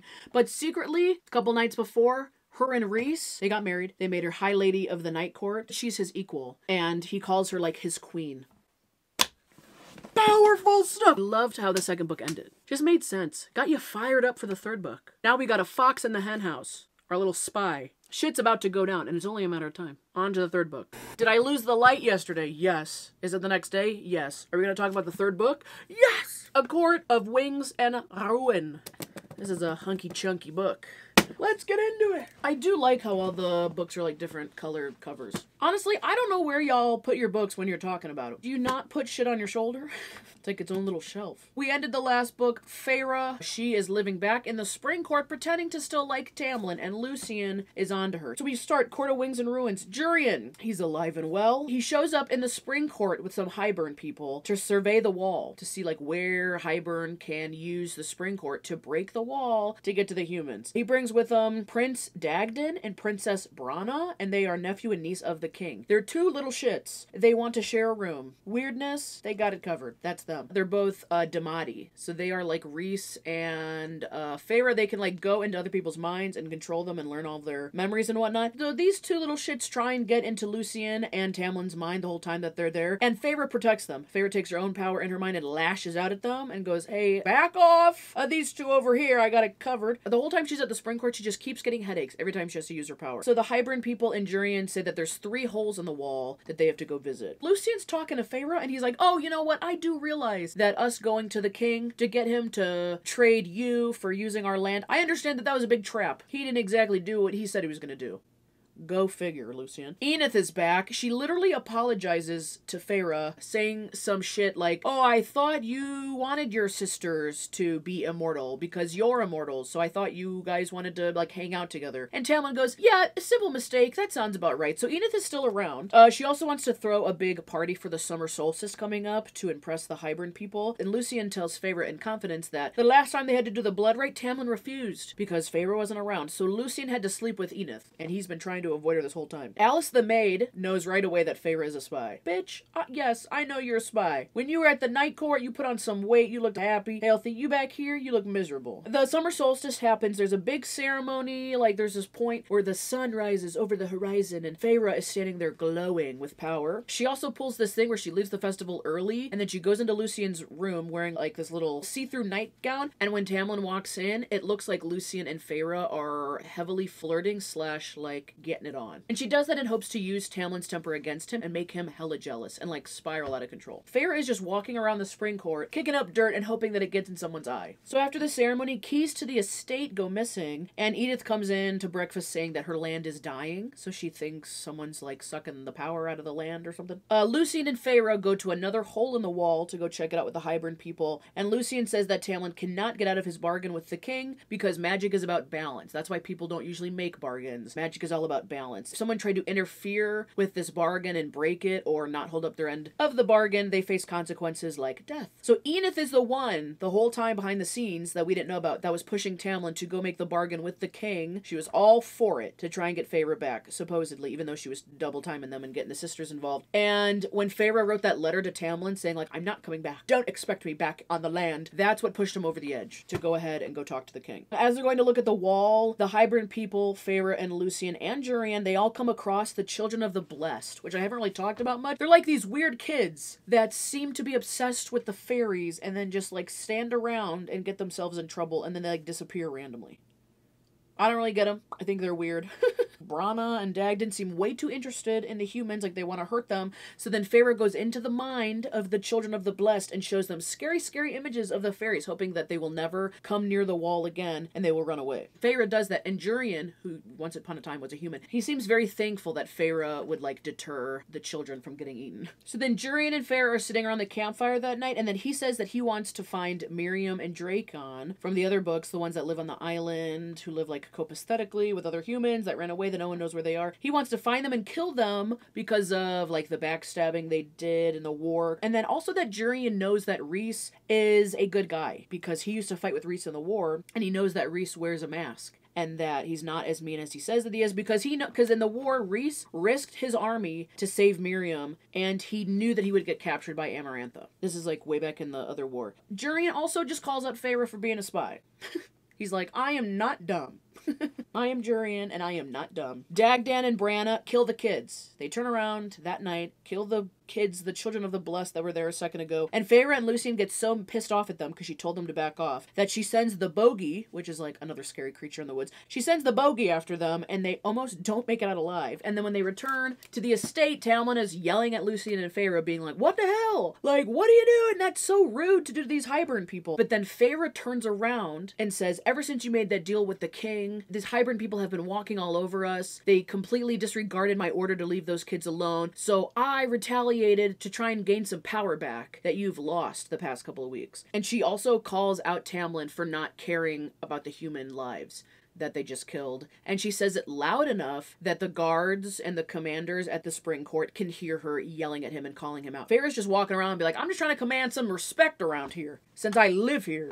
Tamlin's getting yelled at, so of course he again, hot temper, explodes with power, and this time Feyre does not put up a shield, and she lets all the debris hit her, and she purposely lets herself get hurt, so that again, the commanders and the generals and all of his warriors that work for Tamlin can now see, like, straight up, Tamlin had a little temper tantrum and blatantly hurt her. She's playing the mind games. The Naga, I don't know if I talked about that. I did talk about the Naga. They're like another nasty creature. Like, these are all things we don't want hanging out with us. The Naga comes the next night and attacks the manor, and Edith swoops in and saves everybody, and then they supposedly find the guard that fell asleep that allowed for the keys to get taken, but Feyre's standing there while they're yelling at the guard, and Feyre gives the guard a memory that Enith is really the one that stole the keys, and she gave them to the Naga only to seem like the good guy. You know, because Enith is like, we're like, why do we even need Enith around? She really doesn't do anything. So then she purposely set up an attack so that she could swoop in and be like, oh no, I've saved everybody. And Feyre's like, I think we should hear him out. Hear what he has to say. And everyone's standing there. Even the Hybern people are standing there. Old Tamlin's trying to figure out what to do with the guard. He wants to look like he's in control in front of the Hybern people, so he gives the guard the lashings, even though he didn't do anything wrong. At the same time, all the other guards are standing there watching Tamlin basically beat the crap out of this guard, and now everyone's starting to resent him. You know, it says these guards, who had gladly done it, gladly died, hunted down as those wolves for him. This was his thanks, his gratitude, his trust. So Feyre is playing mind games to turn the Spring Court against Tamlin. They go to another hole in the wall. I don't know how many this is. Enith and Feyre share a tent. So Feyre hates Enith with a passion, and Feyre literally like sleeps with like a knife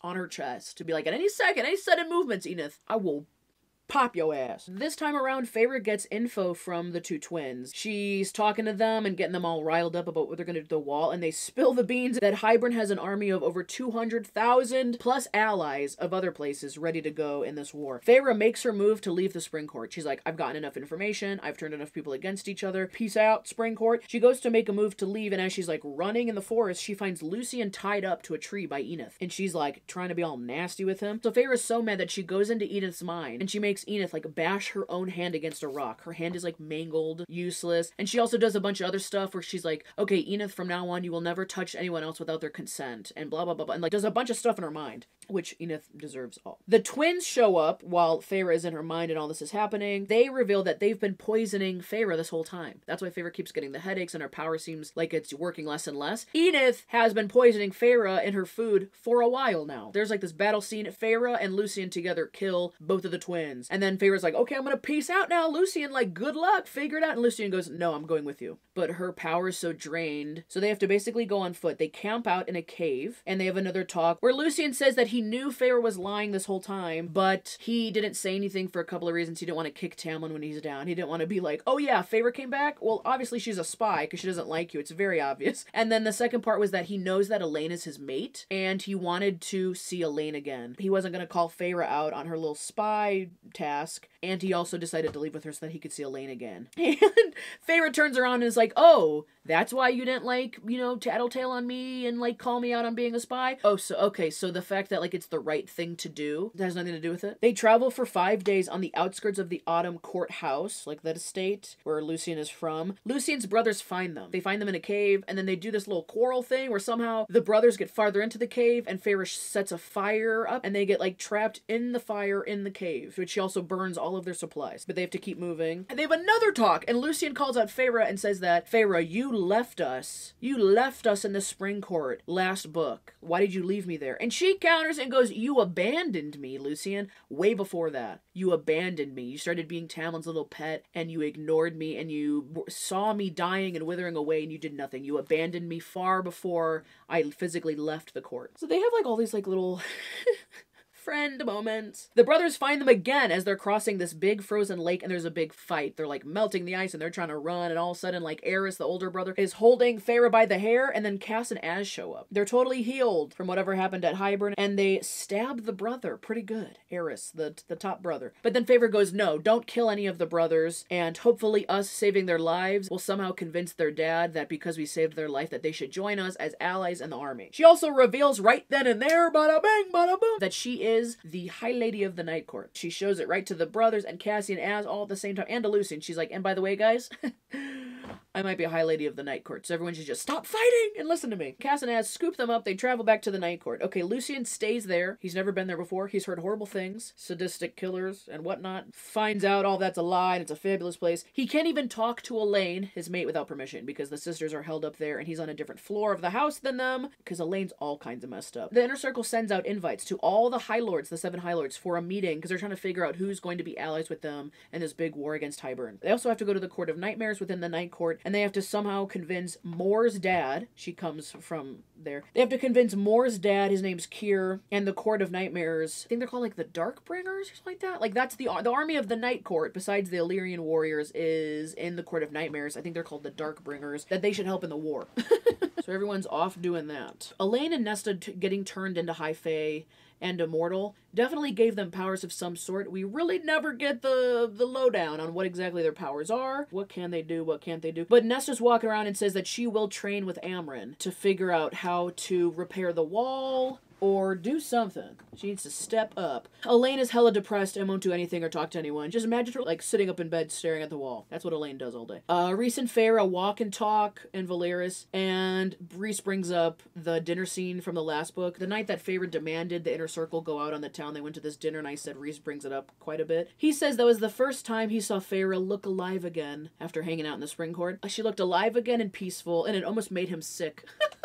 This was before he could reveal that they were mates. He's like, "It almost made me sick how alive and happy and peaceful you looked." And the next day, Feyre and Cassian do some training. She's trying to get like all of her combat skills up. And Cassian is mad at her, a little peeved. He didn't know sooner that she was the High Lady, that Rhys and Feyre kind of kept it a secret. Cassian also says that you, Feyre and Rhys, you guys never ask for help. You two are 2 peas in a pod. You always try and shoulder all the responsibilities yourself. We are the Inner Circle. We are here to help. Feyre checks out the library, one of the libraries in the Night Court, to help Amren find spells to heal the wall. Clotho is there, if that's how you say their name. They have mangled hands. She was tortured and beat up and assaulted by some guys back in the day that cut her tongue out. They don't speak. And Rhys basically says that this library is used as a refuge for people like Clotho who have been, you know, assaulted and done wrong. Everyone who works there, they use the library as like a refuge. Rhys also says that he hangs out there sometimes when he wants to get away from everybody. Basically, the people that work there approve who can come in and out of the library. Rhys also mentions that even with all 7 allies of all the 7 courts working together, they still have a very slim chance of even winning the war against the king. And basically what the king's going to do, he has so many armies on his side that he's just going to overwhelm them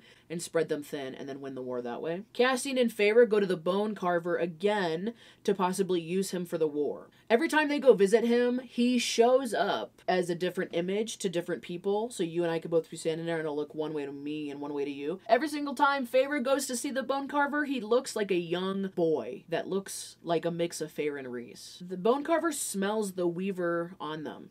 And it turns out the Weaver, the one that Feyre had to steal the ring from, that is the Bone Carver's sister. And more than that, they're twins. Talk about a duo. In exchange for the Bone Carver fighting on their side of the war, he wants the Ouroboros? Ouroboros. It's a mirror that you can use and that all can be seen through it. If you look into it, it'll like show you who you are to your core. It's in the Court of Nightmares. Again, all the stupid objects are in the Court of Nightmares, and if they get it, he will help with the war. He warns them that the mirror breaks people. People don't go looking for that mirror because if they look into it, it breaks them. It ruins them. They will not return as who they were. So Feyre is kind of like, that's my last resort, is getting that mirror, because what the hell? The Bone Carver also mentions, throws it in there, that Nesta, who got stuck in the cauldron, came back High Fae, she might get her power from death, or be death, which is a scary thought. And they leave, and Cassian, who has a crush on Nesta, he's like, nothing about Nesta could frighten me. Not even the fact that she is death. They go to the Court of Nightmares. Eris shows up, Lucien's older brother, who they stabbed a little bit a while ago. And Mor, who was supposed to marry him back in the day, and Feyre are both blindsided. They didn't know that this guy was going to show up. Turns out that Keir, Mor's dad, who's like kind of in charge of the Court of Nightmares, he wants to build ties to the Autumn Court, and he also wants access to Velaris. And Rhys agrees to his demands, but with limited access. But this destroys Mor, because not only is like her ex supposed to be husband there, that left her for dead in the forest, also her dad's there, who is the one that put her in the forest, and all of a sudden Rhys is making a deal with both of them. It is devastating to her. It like crushes her. You would be mad too if your ex-boyfriend and your dad, who both treated you like trash, who you are excommunicated with, if they both just showed up and made a deal with your boss. What? I wouldn't be devastated. I'd be pissed. I'd start swinging. Rhys, as soon as we get back to the Night Court, buckle up, Buttercup, 'cause I'm about to rock your world with my fists. Also, Eris, his bargaining chip in this whole deal is that he knows that Az wiped his brother's memories when they were fighting on the ice. Because his brothers easily could have ran back to their dad, whose name's Baron, the High Lord of the Autumn Court. They easily could have ran back to him and been like, you're not going to believe that Feyre girl that died, that you guys brought back to life, she has some of your power. If their dad knew, he would immediately come over and kill Feyre. But Az went over there knowing that the brothers would spill the beans, and he wiped their minds. Eris's mind was not wiped, and he knows that Az did that. So he uses that as a bargaining chip to also make Rhys take this deal. He also makes this hint at Mor that her fate in the woods back in the day, he says there were more forces at work than she knows. Very ominous. You don't even know what I was doing behind the scenes over there, that even though it turned out horribly, it still turned out for the best, basically. And he says, maybe one day I'll tell you what it cost me. I'm sorry, what? Eris also points out that when Lucien escaped from the Autumn Court because his brothers were being mean to him and they killed his girlfriend, Eris says that he went against his dad and didn't immediately go out and hunt Lucien down and kill him, and he's also the one that tipped off Tamlin to be like, hey, come get your boy from the Autumn Court and take him over to the Spring because he is not welcome here anymore and my dad wants to kill him. So basically Eris is trying to show some of his cards and be like, I'm not the worst of the worst. Everyone thinks I'm the Rhys of the Autumn Court, and I'm not. Maybe. I don't know. I'm also just a jerk in general, but y'all don't know what happens in here. Eris is gonna try and convince his dad to join them and ally in the war. So in exchange for his silence of also not going to run and tell his dad that Feyre has all these powers, Eris turns around and says, when it's time to kick my dad off the throne, get rid of him, I want all of you guys of the Inner Circle to vouch for me. Yeah, we think out of all the brothers, Eris should definitely be the one that gets the throne. Sure, my guy, whatever. They get home from this whole ordeal, and Mor is super upset. Rhys tries to argue it's for the greater good. We're protecting the fact that Feyre has powers by doing all this because no one can know about it yet. So Mor kind of understands, but she's still rightfully upset. And then Amren just calls Rhys sneaky. You are a sneaky little snake. And then that kind of clicks into place for Rhys, and he starts feeling shameful and apologizes. Because he's like, I understand. It was essentially the right thing to do overall. It was a piss poor decision on how I went about doing it. Amren also has a moment where they're all sitting there standing around, and she reveals that she used to be a soldier assassin for a god, and she got sent to the prison, and nobody gets out of that prison. Nobody. But she did somehow. It's very complicated. She bound herself to someone else's body. I don't know if she basically killed them essentially and then just took that person's physical body. Her natural being does not look like a fairy body. And if she is set free and becomes the entity that she was before, she will not remember any of them in the Night Court. Like all of her memories of all of this inner court and this friendship that she's made with everybody, she will forget all of it. Meanwhile, Elaine, who's just sitting in the corner not doing nothing, she keeps babbling on every so often about hearing things and seeing things.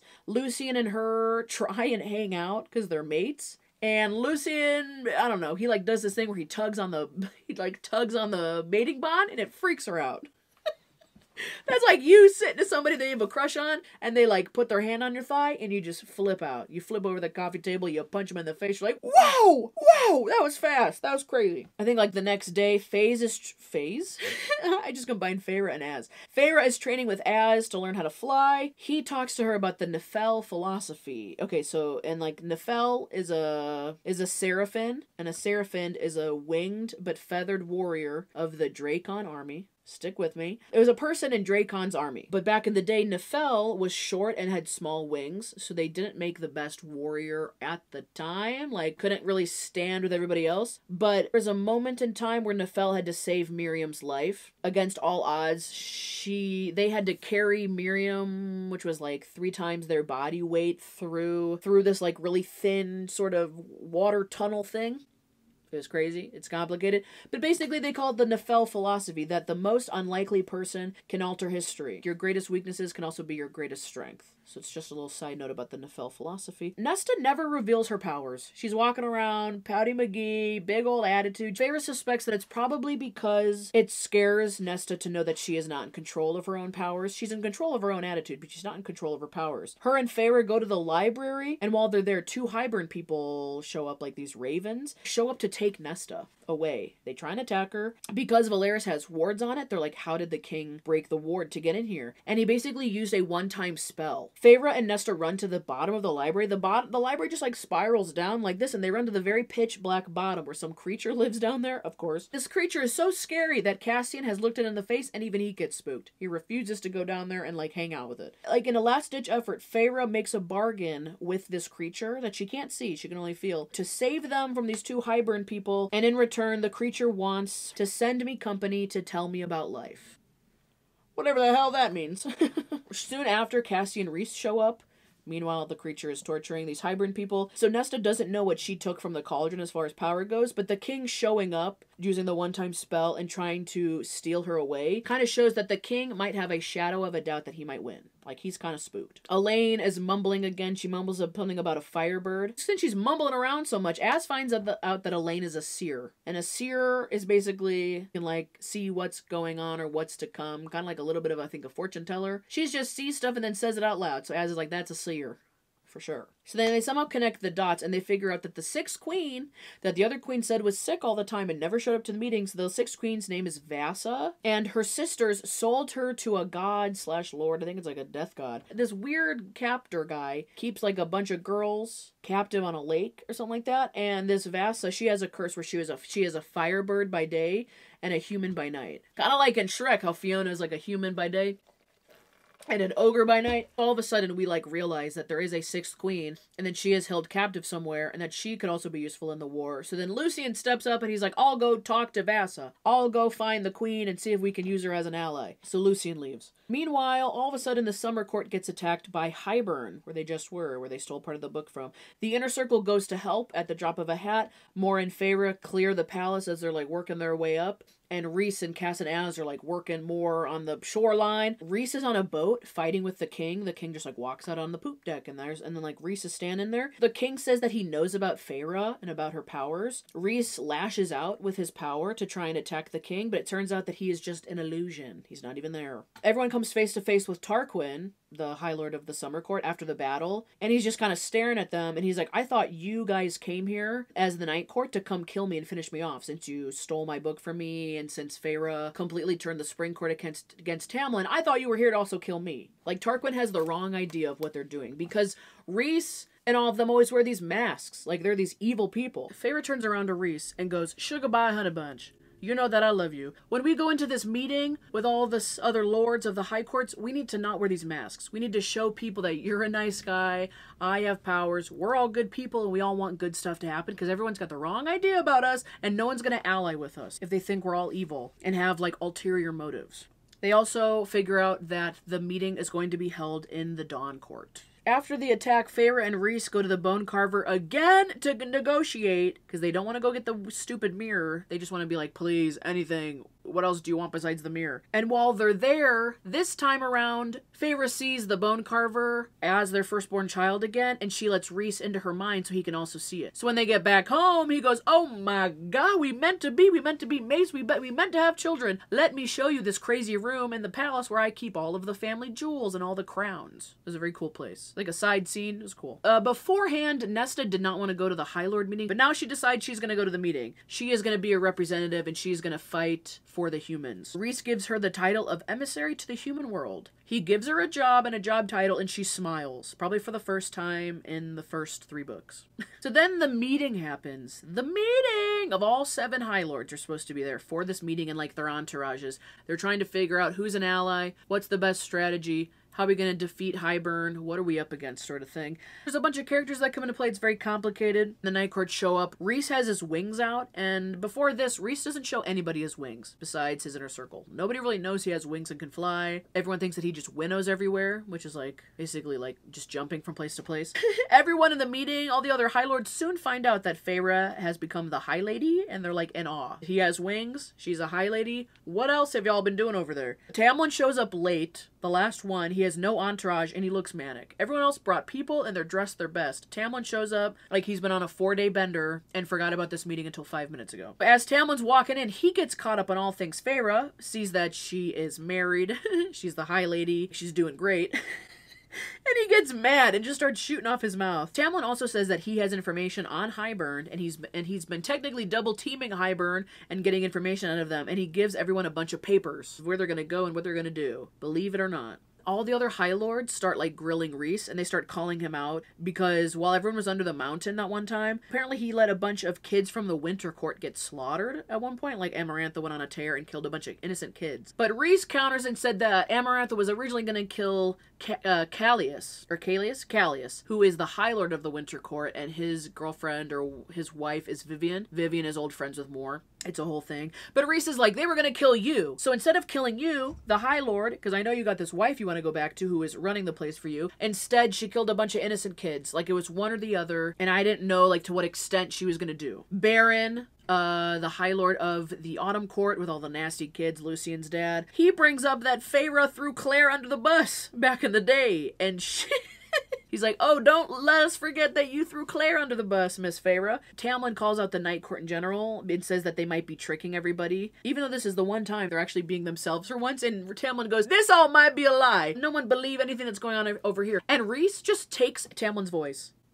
They all like signed an agreement or something that no one could use their powers while they were there. All the power was supposed to be like muted, zapped out of the room. Didn't stop Rhys. He's the most powerful High Lord in existence. As Tamlin's talking, Rhys just takes his voice. Shut up. Baron's son, Eris, who we don't like, he straight up calls Mor a slut in front of everybody, and Az loses his shit and starts attacking Eris. He's sitting there like choking him out on the floor in front of everybody. Az only stops when Feyre tells him to, because she's the High Lady and he respects her. Between all the fighting, this fairy walks in. Their name is Nuan.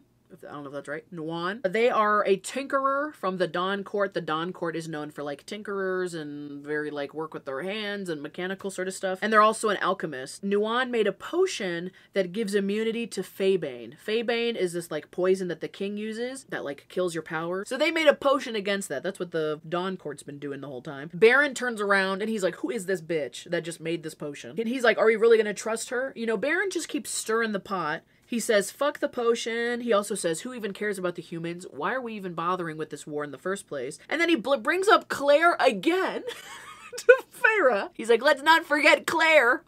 No one cared about Claire. And then he calls Cassian trash.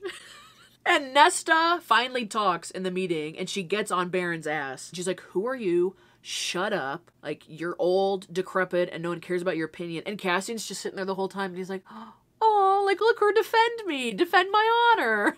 Then Baron makes one last attempt to be nasty, and he goes after Rhys, and he says something like, you know, all you want to do is play hero. That's why you called this meeting, and you're the one that got on your knees for Amarantha. And then Feyre gets so mad she blasts her power, which reveals to all the High Lords, all 7 of them sitting there right then, that Feyre took a little bit of all their powers from them. Now they know. Some of them are, like, upset. I think Thesian from the Dawn Court was like, well, the only thing we could do is kill you, and obviously Rhys would kill me for killing you, so we can't really do that. I think one of them, Helion, maybe, is like, well, I guess the price to pay for you saving all of our lives was to give you a drop of my power. I guess that's a pretty good trade. Like, people have mixed emotions. But everyone still needs to be convinced to become allies. So they call the meeting for the night and everyone decides to sleep there. Big old sleepover with all the High Lords. While the Night Court's just chilling in their room, Helion, one of the High Lords, I think it's day court. I'm not even sure. He comes and hangs out with them. Turns out that him and Rhys are pretty good friends, and he knows like Az and Cassian and Mor and all them. And he was being a hard ass in the meeting because he was wearing a mask in the meeting just to come off as like, you know, don't mess with me. I'm Helion. But then when he's hanging out with the Night Court, he's like goofing off. Apparently he's into females and males, and he's very big into threesomes and foursomes because he goes Cassian, Az, Mor. You guys, me, foursome tonight? What are y'all doing? Cassian and Az are like, no thanks. Also, this next part's mind-blowing. As they're sitting there, and Feyre is listening to Helion talk, kind of about his past and about how he knows all the other people. Baron of the Autumn Court has a wife. She's very quiet. We don't really hear from her much. She was at the meeting, but she doesn't really do nothing. Somehow, Helion knows Baron's wife, and they had an affair back in the day. Feyre makes the connection that Lucien is not Baron's son. Those aren't even his true brothers. He is really not even supposed to be part of the Autumn Court. He's actually Helion's son from the affair. And Feyre's just sitting there while he's talking, and all of this is like connecting in her brain, and then Rhys and her are talking through the bond, and Feyre goes, I literally just figured out the puzzle. I've been here for 2 minutes. Helion is Lucien's dad. No one knows that. No one knows about that. Rhys just goes, you better keep that to yourself. You better shut up. Don't tell anybody that. So then that night, Mor is the only one that takes Helion up on his offer, and she sleeps with him. Az and Cassian, because we thought that Az had a big old crush on Mor, don't even return that night. They're out on the town doing who knows what over at the Dawn Court. They don't return. Probably because Az doesn't want to hear Helion and Mor getting it on. They all sit down to have another meeting. It's the next day. Nesta shows up. She throws up, and everyone's like, what the hell? The ground starts shaking. We find out that the king just destroyed the wall. So now the war is on. Everyone scatters and goes back to their own courts because they're like, what the hell just happened? We don't have any more time to chit-chat and talk. We're all gonna be allies. Sure, everybody go back and take care of their own shit. Back at the Night Court, Elaine, now who feels like talking, has this great idea. All of the humans who can't defend themselves need to go hide in her ex-fiance's, the fairy killer. They all need to go hide in her ex-fiance's estate. Grayson and his dad. They have an estate, like this big old palace with the big old whatever. And she wants to go talk to them, but she also wants to bring the Night Court and all the fairies with her as like a distraction. Just a dumbass move in general. She's like, I know we have to get ready for war, but I think we should go talk to the fairy killer, who's my ex-fiance. I think we should go talk to him. It's like, Elaine, we don't have time. Meanwhile, Amren and Feyre make another trip down to the library where that creature lives, whose name is actually Bryaxis, is the creature in the library. Feyre makes another bargain with Bryaxis that they want Bryaxis to help in the war. Feyre's gonna give Bryaxis like a sunlight, a sun dome, something that they can see the outside world with because they're stuck in the library. So the Inner Circle and the Night Court goes to the ex-fiance's house in the human world. Turns out Jurian's there. Jurian's been hanging out with Elaine's ex-fiance. All of a sudden the wall is down and Jurian shows up with the humans, and he calls the queen snakes. And Jurian says that he's been double timing the king this whole time as well. He thought when they were at Hybern in the last book, he thought that Rhys would go into his mind and see that he was double timing the king and know that he was on their side, but Rhys didn't. Rhys never went into his mind and figured it out. So everyone's been thinking that Jurian's the bad guy this whole time. He also doesn't want to hunt down Dracon and Miriam to kill them for, like, you know, cheating on him. He actually doesn't want to do that. He's been pretending to hunt them down as a way to send them a message to be like, people are looking for you because there's a war going on. So get your butt over here to the war so you can help us out. So it's all been a big ruse. He also wants to apologize for how he's acted. So yeah, now Feyre and Rhys and everyone thinks that like Jurian is actually somewhat of a good guy. And Jurian reveals that when Feyre saved the Children of the Blessed, he's like, that's when I decided to trust you. Jurian also says that Tamlin, after that High Lord meeting, ran back to the king like a little bitch and told the king everything that they had talked about at the meeting they just had. Okay? And also that there's going to be an attack tomorrow. Grayson, the ex-fiance, turns on Elaine and he starts yelling at Elaine because he can see that she's like immortal now. He can see that she's different and he starts yelling at her to give him his ring back. Give it back! I can't even look at you in the face. And Nesta just walks up, slaps him in the face, just pops him. The human son and dad agree to help the humans eventually because Jurian's like, if you do not help, I will tell the king to come here first thing.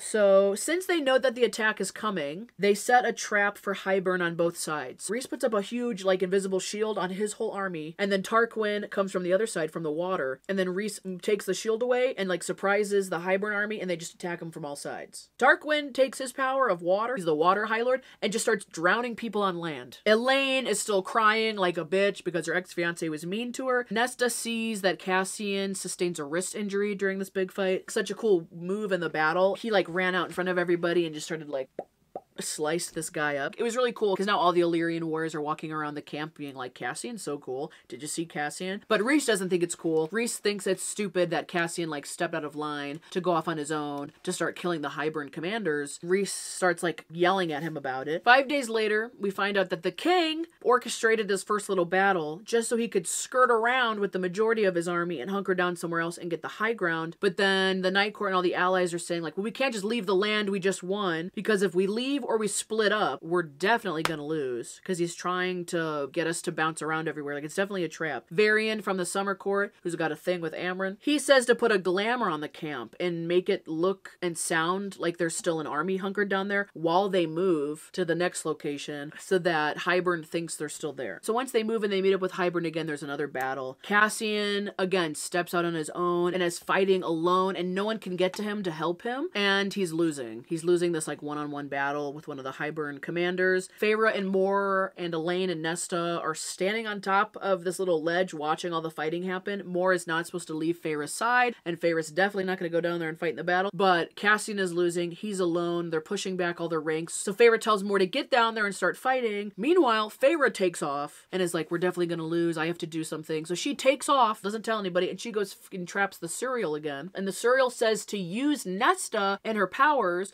because like calls to like, and Nesta should be able to find out where the cauldron is so that they can destroy it. Feyre asks the Suriel if it's worth her going to go face that Ouroboros mirror to get it for the bone carver, and the Suriel says only you can decide what breaks you, Feyre the curse breaker. Nothing can destroy you unless you let it destroy you, so you can definitely go get that mirror. Basically. The last piece of advice is that the Suriel tells Feyre to tell Amren, who's been spending the whole battles looking at the books, the Book of Breathings, to find out, like, you know, how to break the spells and how to win this war. The Suriel tells Feyre to tell Amren what pages to look on. It's like the first page and the second to last page or something. Feyre and the Suriel are having this moment and they're talking. All of a sudden, Enith and two Hybern people show up and they shoot an arrow into the Suriel's throat and kill them. Feyre is very upset. She's come to love the Suriel. It just so happens that they happen to be right by the Weaver's house that tried to kill Feyre earlier. So Feyre runs into the Weaver's house and somehow does a switcheroo and traps Enith and the two Hybern soldiers in there, and I'm pretty sure the Weaver kills them. Meanwhile, she runs back to the Suriel and she's like, oh my gosh, I'm so sorry you're dying. What the hell? So 5:39, the Suriel is like still telling her, Feyre Archeron, I told you to stay with the High Lord, and you did. Stay with him and live to see everything righted. Yes, I did, and it was. The Suriel goes, no, I'm not talking about the past. No, not yet. Stay with him. So then they're talking still. The Suriel said, gazing at the leafy canopy, the sky peeking through it. A painful inhale. A request. I lean closer. Anything. Another rattling breath. Leave this world a better place than how you found it. And as its chest rose and stopped altogether, as its breath escaped one last sigh, I understood why the Suriel had come to help me again and again. Not just the kindness, but because it was a dreamer. And it was the heart of a dreamer that had ceased beating inside that monstrous chest. So basically the Suriel dies and they go, hey, I've always believed in you, Feyre. Please leave this world a better place than you found it. Helion finds Feyre in the woods standing over this creature and was like, we gotta go. We gotta go back. Meanwhile, the Night Court and the allies won that war. Barely. Cass gets really hurt because he was out there fighting on his own. Mor gets super mad at Feyre that when she went down to go fight, Feyre just dipped out of nowhere and didn't tell anybody where they went. And Mor starts calling her out and says stuff like, you know, you don't trust us. You constantly lie to us so you can go off and do stuff. Then Feyre turns around and goes, Mor, you live a life every day. You live this lie and you lead on Azriel because he's got this big crush on you. Like, you are constantly lying to Az. He obviously likes you and you just keep dragging him on along. Like, you live a lie every day. I also really enjoyed this page because on 547, Mor also calls out Feyre. She goes, Rhys might be all smiles and forgiveness, but you still have us to answer to. You are my high lady. Do you understand it when it means that you imply you don't trust us to help you? To respect your wishes if you do want to do something alone when you lie to us? I made a note that says, this is a great page I've been waiting for. And I said, I kind of like how Rhys and Feyre get called out finally. Because Rhys and Feyre constantly try and go do stuff on their own and not involve the inner circle when they're literally just there to help. Meanwhile, Rhys again yells at Cassian for going off on his own, and now he's super hurt because he doesn't wait for anybody. Cassian throws it in Rhys' face and he goes, you are always doing all this self-sacrificing bullshit where you go off and you shoulder all the pain and you try and do all this stuff and you self-sacrifice yourself. So the one time I do it, I get in trouble. Everyone's like fighting. All the allies are trying to figure out like what the next move is. Then Amren walks in with the book and she also has like stones and bones for Nesta to throw to figure out where the cauldron is, and she throws it. She can like see in her mind where the cauldron is and the big ass army that Hybern has, and then Feyre is also in her mind with her, and the cauldron senses that they're looking for it and staring at it, and the cauldron tries to like suck them in somehow, and Feyre gets Nesta to like drop the stones and they get like sucked back in their own bodies. Varian from the Summer Court, who's always had a thing for Amren, he just walks in and plants a kiss on Amren, and we're like, this is a thing now, they're dating. That night, in the middle of the night, after they went in their mind and found the cauldron, Elaine disappears in the middle of the night, and she either got captured or the cauldron called to her, and she just straight up left and went to the Hybern army camp. So now she's stuck over there, held captive. So Az and Feyre immediately leave to go retrieve her, because they're like, oh hell no. Feyre glamours herself and uses her magic to look like Enith, who died. I don't think anyone from Hybern knows that Enith died by the hands of the Weaver, but Feyre, who hates Enith, glamours herself to look like Enith, and Az, who's a shadow singer, just disappears into the shadows. But the two of them just straight up walk into the Hybern army camp, and they go and find Elaine. They run into Jurian along the way, who thinks he's talking to Enith, and then suddenly he's like, wink, wink. He's like, I know that you're Feyre. Jurian tells them where Elaine is, and they break her out of there. In the meantime, the Hybern army, as fun, is just like torturing this human. Jurian also gets that human, sets her free, and now everyone is standing on the cliff of this mountain, and they're trying to make their escape. Az is just flying in the sky, and he's got Elaine in one arm and this random human girl in the other that they just saved from the Hybern army, and he's like, okay Feyre, now's the time. We've been training you how to fly. This is the time that you have to fly away. We have to fly out of here, and like me, Az, I can't carry you because I'm holding two other people. By this time, the king and all of the Hybern people know that they just stole Elaine out of the camp, so they're like running after Feyre. She's like running off this cliff trying to make it, and they're all running here. The Hybern sends off his like Naga dog creatures to go after her. One of them attacks her and gets her, but just as they're like about to get her, all of a sudden Tamlin comes out of nowhere, and Tamlin starts fighting the dogs so that Feyre can get away. Oh, she also gets shot with an arrow, which is immediately what took her down, and then they send the dogs after her. And so Tamlin's basically revealing that he is like helping them get away and blowing his cover. So then she's running, she's injured, she has like this little bit of room to jump off of and start flying, but she can't make it on her own because she still has not mastered flying all the way. They've been shooting like arrows at Az, and one of the Naga dogs jumped off the cliff and got a hold of Az, so his whole entire back and his wings are destroyed. Az can no longer fly in the remaining of the battles. So then Tamlin, while he's fighting, also sends up like this magic wind that she can ride on so that she can start flying. Az, holding the two people, and Feyre start like flying away, and then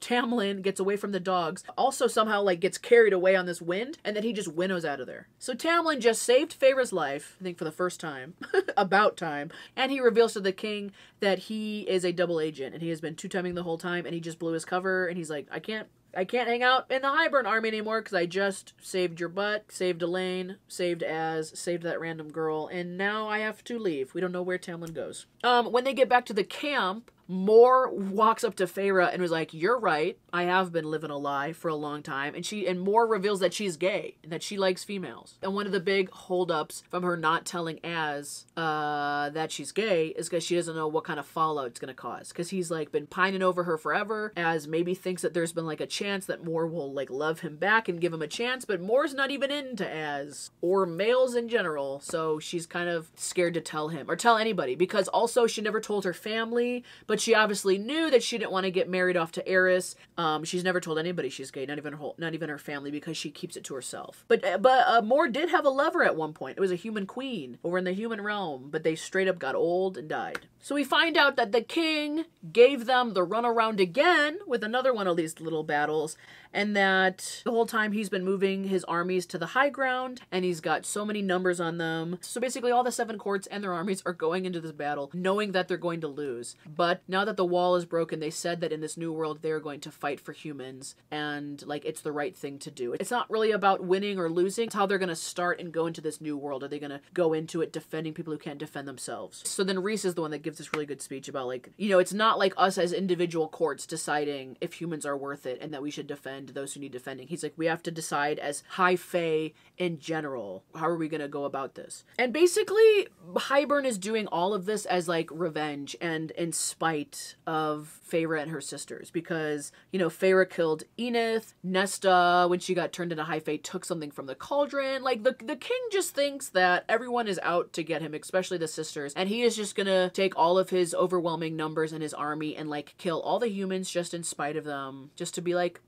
shouldn't have messed with me. The night before the biggest battle, the end-all be-all battle, anybody who can winnow, they spend their time winnowing the humans out of the danger zones and into safety. Like, they do it all night, even though it's like they don't get to everybody, and the humans are like, what is the fairy? Why are these fairies coming by trying to like poof us into the air? They just spend all night doing that. So everyone's exhausted by the time they show up to the last battle. Amren shows up, and since she's been held up this whole time looking at the books, trying to figure out, like, you know, how to win the war, she shows up finally and says that she found out a way to stop the cauldron and the whole Hybern army, but she needs all 3 of the sisters and herself to get to the cauldron during the last battle. So meanwhile, Feyre goes to get the mirror after the serial was like, nothing can break you, curse breaker. Feyre's like, fine, I'll go get the mirror. And when she goes and gets it, when she looks into it, she sees her true self, her true form, which is like her to her core, now that she's become High Fae and she's High Lady and all this other stuff. She looks in the mirror and looking back at her, she sees this massive beast with claws and scales and fur, and she's got this black and gold fur, and she loves it. Turns she loves all the good things she sees and all the bad things she sees. So then she takes the mirror, she gives it to the bone carver, and the bone carver goes, oh, I didn't really care about the mirror in the first place. Retrieving the mirror was just a big test for me to see if you, Feyre, are worth helping. So it's a big old joke. Big old runaround. The next day, everyone's like standing in this meadow right before they're about to like enter into the battlegrounds. Everyone from like the inner circle and the sisters are there, and Rhys gives this really like heartfelt speech about like, it's been a pleasure getting to meet all of you and to get to be in your lives, and the only thing I regret is not having more time to spend with all of you.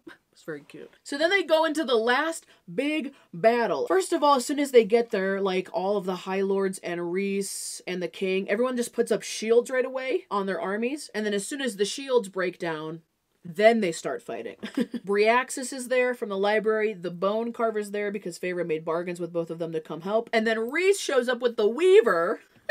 And he's like, I made a bargain with the Weaver to come help. So now they have like 3 of these badass creature gods coming to help them out. The battle's really long and a bunch of stuff happens. It's very intricate, but basically like the courts and their allies are trying to hold the line, but Hybern is just so massive that they keep winning. All of a sudden, like off in the distance, everyone else shows up. All the reinforcements from both sides come in. Lucian shows up with Vassa, the Firebird Queen, and the humans. The humans have their own army. Jurian is leading like humans in their own little army. Guess who shows up? Who we haven't even talked about? I don't think I've even mentioned him. This whole time. Nesta, Elaine, and Feyre used to live with their dad in this cottage in the human realm at the very beginning of the books. He was kind of useless. He had like a really hurt leg. He didn't do anything. He shows up. He's a merchant. He goes and like makes deals and trades stuff, and he's been gone this whole time off on a business trip. Turns out that he's pretty hip to the fairies and knows that there's a war going on and all those other stuff. He brought 3 boats, 3 ships full of people, and each of the ships is named after one of his daughter. There's the Nesta, the Feyre, the Elaine. He just shows up, and it's revealed that that their dad went and made a deal with Vassa's captor, Vassa that's stuck on that lake with all the other women. Like she got sold to a death god or something like that. But somehow their human dad talked Vassa's captor, this like death god thing, into giving her like a 2-week vacation to come fight. A temporary vacation. Baron shows up with all his nasty little kids, like Eris, everyone from the Autumn Court. Baron, who was like against everything, he finally shows up to help. Tamlin shows up to help while all the fighting is going on, and as soon as all the reinforcements come in, all the girls go for the cauldron. But then Nesta collapses because it turns out the king from the other side is using the cauldron and like shooting out power to take out clumps of the armies, even his own army. He doesn't care at this point. Like he's just taking out like clumps of people. But every time he uses the cauldron, Nesta is so tied to it that she's just on the ground throwing up. And then we turn around and Elaine is on the ground crying. Amren and Feyre are like, these 2 are useless. Amren's like, I think we could still do the spell or whatever we need to do if it's just you and me. So then Amren and Feyre run off with the Weaver. The Weaver has a really good nose because she got the slits for eyes. The Weaver is like killing people in their path to go find the cauldron. Meanwhile, Nesta says that the only way to get the king away from the cauldron is to lure him out. So then she takes Cassian. Nesta and Cassian are going to go run off, and she's going to try and wield some of her own power to draw the king out. And and everyone's against it. Rhys is like, if Nesta and Cassian go run off, he will just show up and kill the both of you. There's no question about it. Like, we will not see you guys again. But anyways, they do it because they really don't have that many options. So Cassian and Nesta are distracting the king. Feyre and Amren get to the cauldron. Meanwhile, Rhys and Helion, especially, they've transformed into their true forms. They've got the claws and the scales and the whatever, doing whatever they can to keep winning this battle. Feyre describes it as they look like the things of nightmares. As Nesta draws out the king away from the cauldron, the king just walks by the Weaver and snaps her neck, and then he walks over to Nesta and Cassian, and he's got their dad in his hands. And he's like, I got your father, looky, looky, looky. The whole time Feyre is like holding on to the cauldron, and she's like glued on, sucked onto the cauldron, and her soul is like flying over the war, and she's seeing what's going on over there. So then the king walks up with the dad, snaps his neck in front of Nesta and Cassian to piss her off. Because the king kills the dad, Cassian fights with the king hurts him severely. Nesta rallies her power and like shoots it at the king, kind of hurts him, but then she lures him away from Cassian to not finish him off. And then we shoot back to Feyre and Amren, and Feyre's like, okay, what the hell? What is the spell to get all of this to stop? And Amren goes, I've been lying to you. I never figured out the spell how to stop it. I did figure out the spell of how to unbind myself to this body, and when I do that and I forget about all of you guys and I no longer like realize that we're all friends, I am going to fly up over this war and I will end it and I will win it for us. That's how powerful I am. But that means that I will leave this body and I will not remember you guys. And Feyre's like, what the hell? Why did you lie? But she really can't do anything about it now. The king is standing over Cassian, and Nesta throws herself on top of him, even though we weren't super sure Nesta even likes Cassian, because she's always looking like a little sour puss. But Cassian's yelling at Nesta to leave. He's like, go! Get out of here! Save yourself! Like, the king's gonna kill me next. And she says, I can't, she breathed, voice breaking. I can't. Cassian grunted in pain, but lifted his bloodied hands to cup her face. I have no regrets in my life but this. His voice shook with every word. That we did not have time. That I did not have the time with you, Nesta. She didn't stop him as he leaned up and kissed her. And kissed her! Lightly. As much as he could manage. Cassian said softly, brushing away the tear that streaked down her face, I will find you again in the next world, the next life, and we will have that time, I promise. So all this shit's happening, and Nesta's throwing her body on top of Cassian to save him. Meanwhile, Varian shows up on the top of the hill next to the cauldron. He's like, Amren, don't do this. I love you. I love you, Amren. Don't go. But then Amren gives this speech about how she's gonna like unbind herself to win the war. And she gives this speech about like her time with the inner court and her time in this body. She thought that it was a punishment this whole time. Amren's dad was punishing her for always being curious and not being like the other creatures of her kind. But she says, but this whole time has been a gift with everybody. So then Amren does the trick. She gets out of there. She ends the war and she, no. Meanwhile, jump back to Cassian and Nesta. The king's about to kill both of them on the ground. Elaine comes out of nowhere with Az's sword. Az's sword is called the Truth Teller. Az gave Elaine his sword when he figured he couldn't fly and he had to sit out of the battle. Elaine takes Az's sword from behind, stabs the king in the throat, and kills him. Then Nesta gets up from towering over Cassian's body and like takes the king's head and like twists it off, pops it off, and starts like throwing it around. And then Amren helps win the war. So now it's like over. Rhys comes to Feyre's side and she says it was all a lie. Amren tricked us. She used herself to help us and now she's gone. But now Feyre and Rhys are looking at the cauldron. The cauldron's been split by the thing that Amren had to do. So now it's like in 3 pieces and there's like badness leaking out of it. I don't know. So then Rhys and Feyre are like, we have to fuse the cauldron back together and get rid of it for good. But how are we going to do that? We need a lot of power. So then Rhys is like, I'll be your tether. Feyre goes in there and she starts like fixing the cauldron and Rhys is just like feeding her power and feeding her power and she gets it. She fuses the cauldron back together. When she comes out of it, snaps back to the world, Rhys gave up so much of his power and tethering and hanging on to Feyre while she fixed it. It like took everything from him and Rhys has died. So then Feyre, remembering that the Suriel told her to stay with the High Lord until the very end, she gathers all the High Lords again and she goes, I need you guys again to give some of your power and some of your light to Rhys to bring him back. So then everyone does it and they bring Rhys back. And at the same time, Rhys goes, while you were in there, I also extended a hand out to Amren, who was floating around in the cauldron and in like the in-between of the worlds, and he brought Amren back because she decided to come back. She comes back Fae, but she doesn't have the power she had anymore, supposedly. So, like, she's not as great as she once was. When Rhys comes back to life, he says something like, he's like, this either went really well or really bad. And when I was talking to Courtney about it, she goes, oh, I think he means like we either all died and we're like in another place, or this went really well and you guys brought me back to life. And I took that as, like, Rhys knew the whole time that in order to put the cauldron back together, that he would have to give his life. But he kind of planned on doing that, and he planned on the other High Lords helping him out and giving him some power to bring him back. I kind of figured that Rhys knew they were going to help him the whole time. He's like, I'll just die, but I know they'll bring me back. Maybe you guys could discuss down below. Like, do we think that Rhys knew that he would come back to life? Or was Rhys making a joke being like, I think we all just died?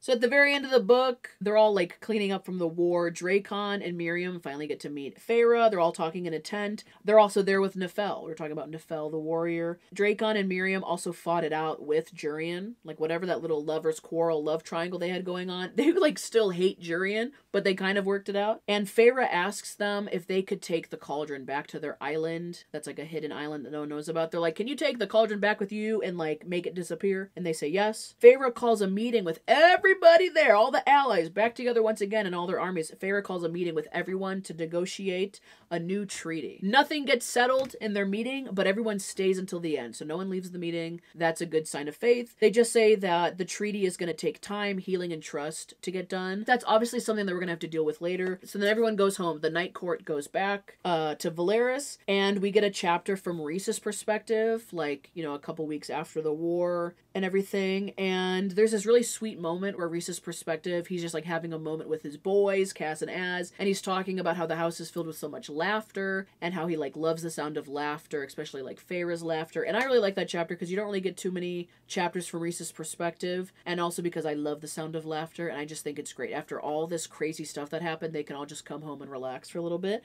Feyre and Rhys end the book by making a bargain with each other that when one of them dies, they die together. And then they go flying, because apparently Feyre is like a really good flyer now. And that is the third book. That was entirely too long. That was the first 3 books in the ACOTAR series. This was supposed to be a review of the books, but it really was more of a retelling and a report and a review all mixed into one. I apologize because I've never made one of these videos before. I don't know how to do a book review because they're hard to talk about without actually revealing all the spoilers. So I just thought I would babble on about it for a couple hours. My bad. This is like calling your friend and be like, do you have 5 minutes to talk? And then it turns into a 2-hour phone conversation. And they're like, oh, I didn't mean to keep you so long. No, I'll let you get back to what you're doing. You're like, the day is done. It's over. We might as well start up again tomorrow. This was the longest sit-down chit-chat I've ever had. How do you think I feel? I've been talking to myself for like 7 hours. I will put this video out when I'm done reading all 5 of the books that are out. And if you guys like this video, I will make a separate video talking about the 4th and 5th book. This is a pretty good series. I mean, there is stuff to talk about. And I feel talked out. So, until next time. Bye. Spoilers, spoilers.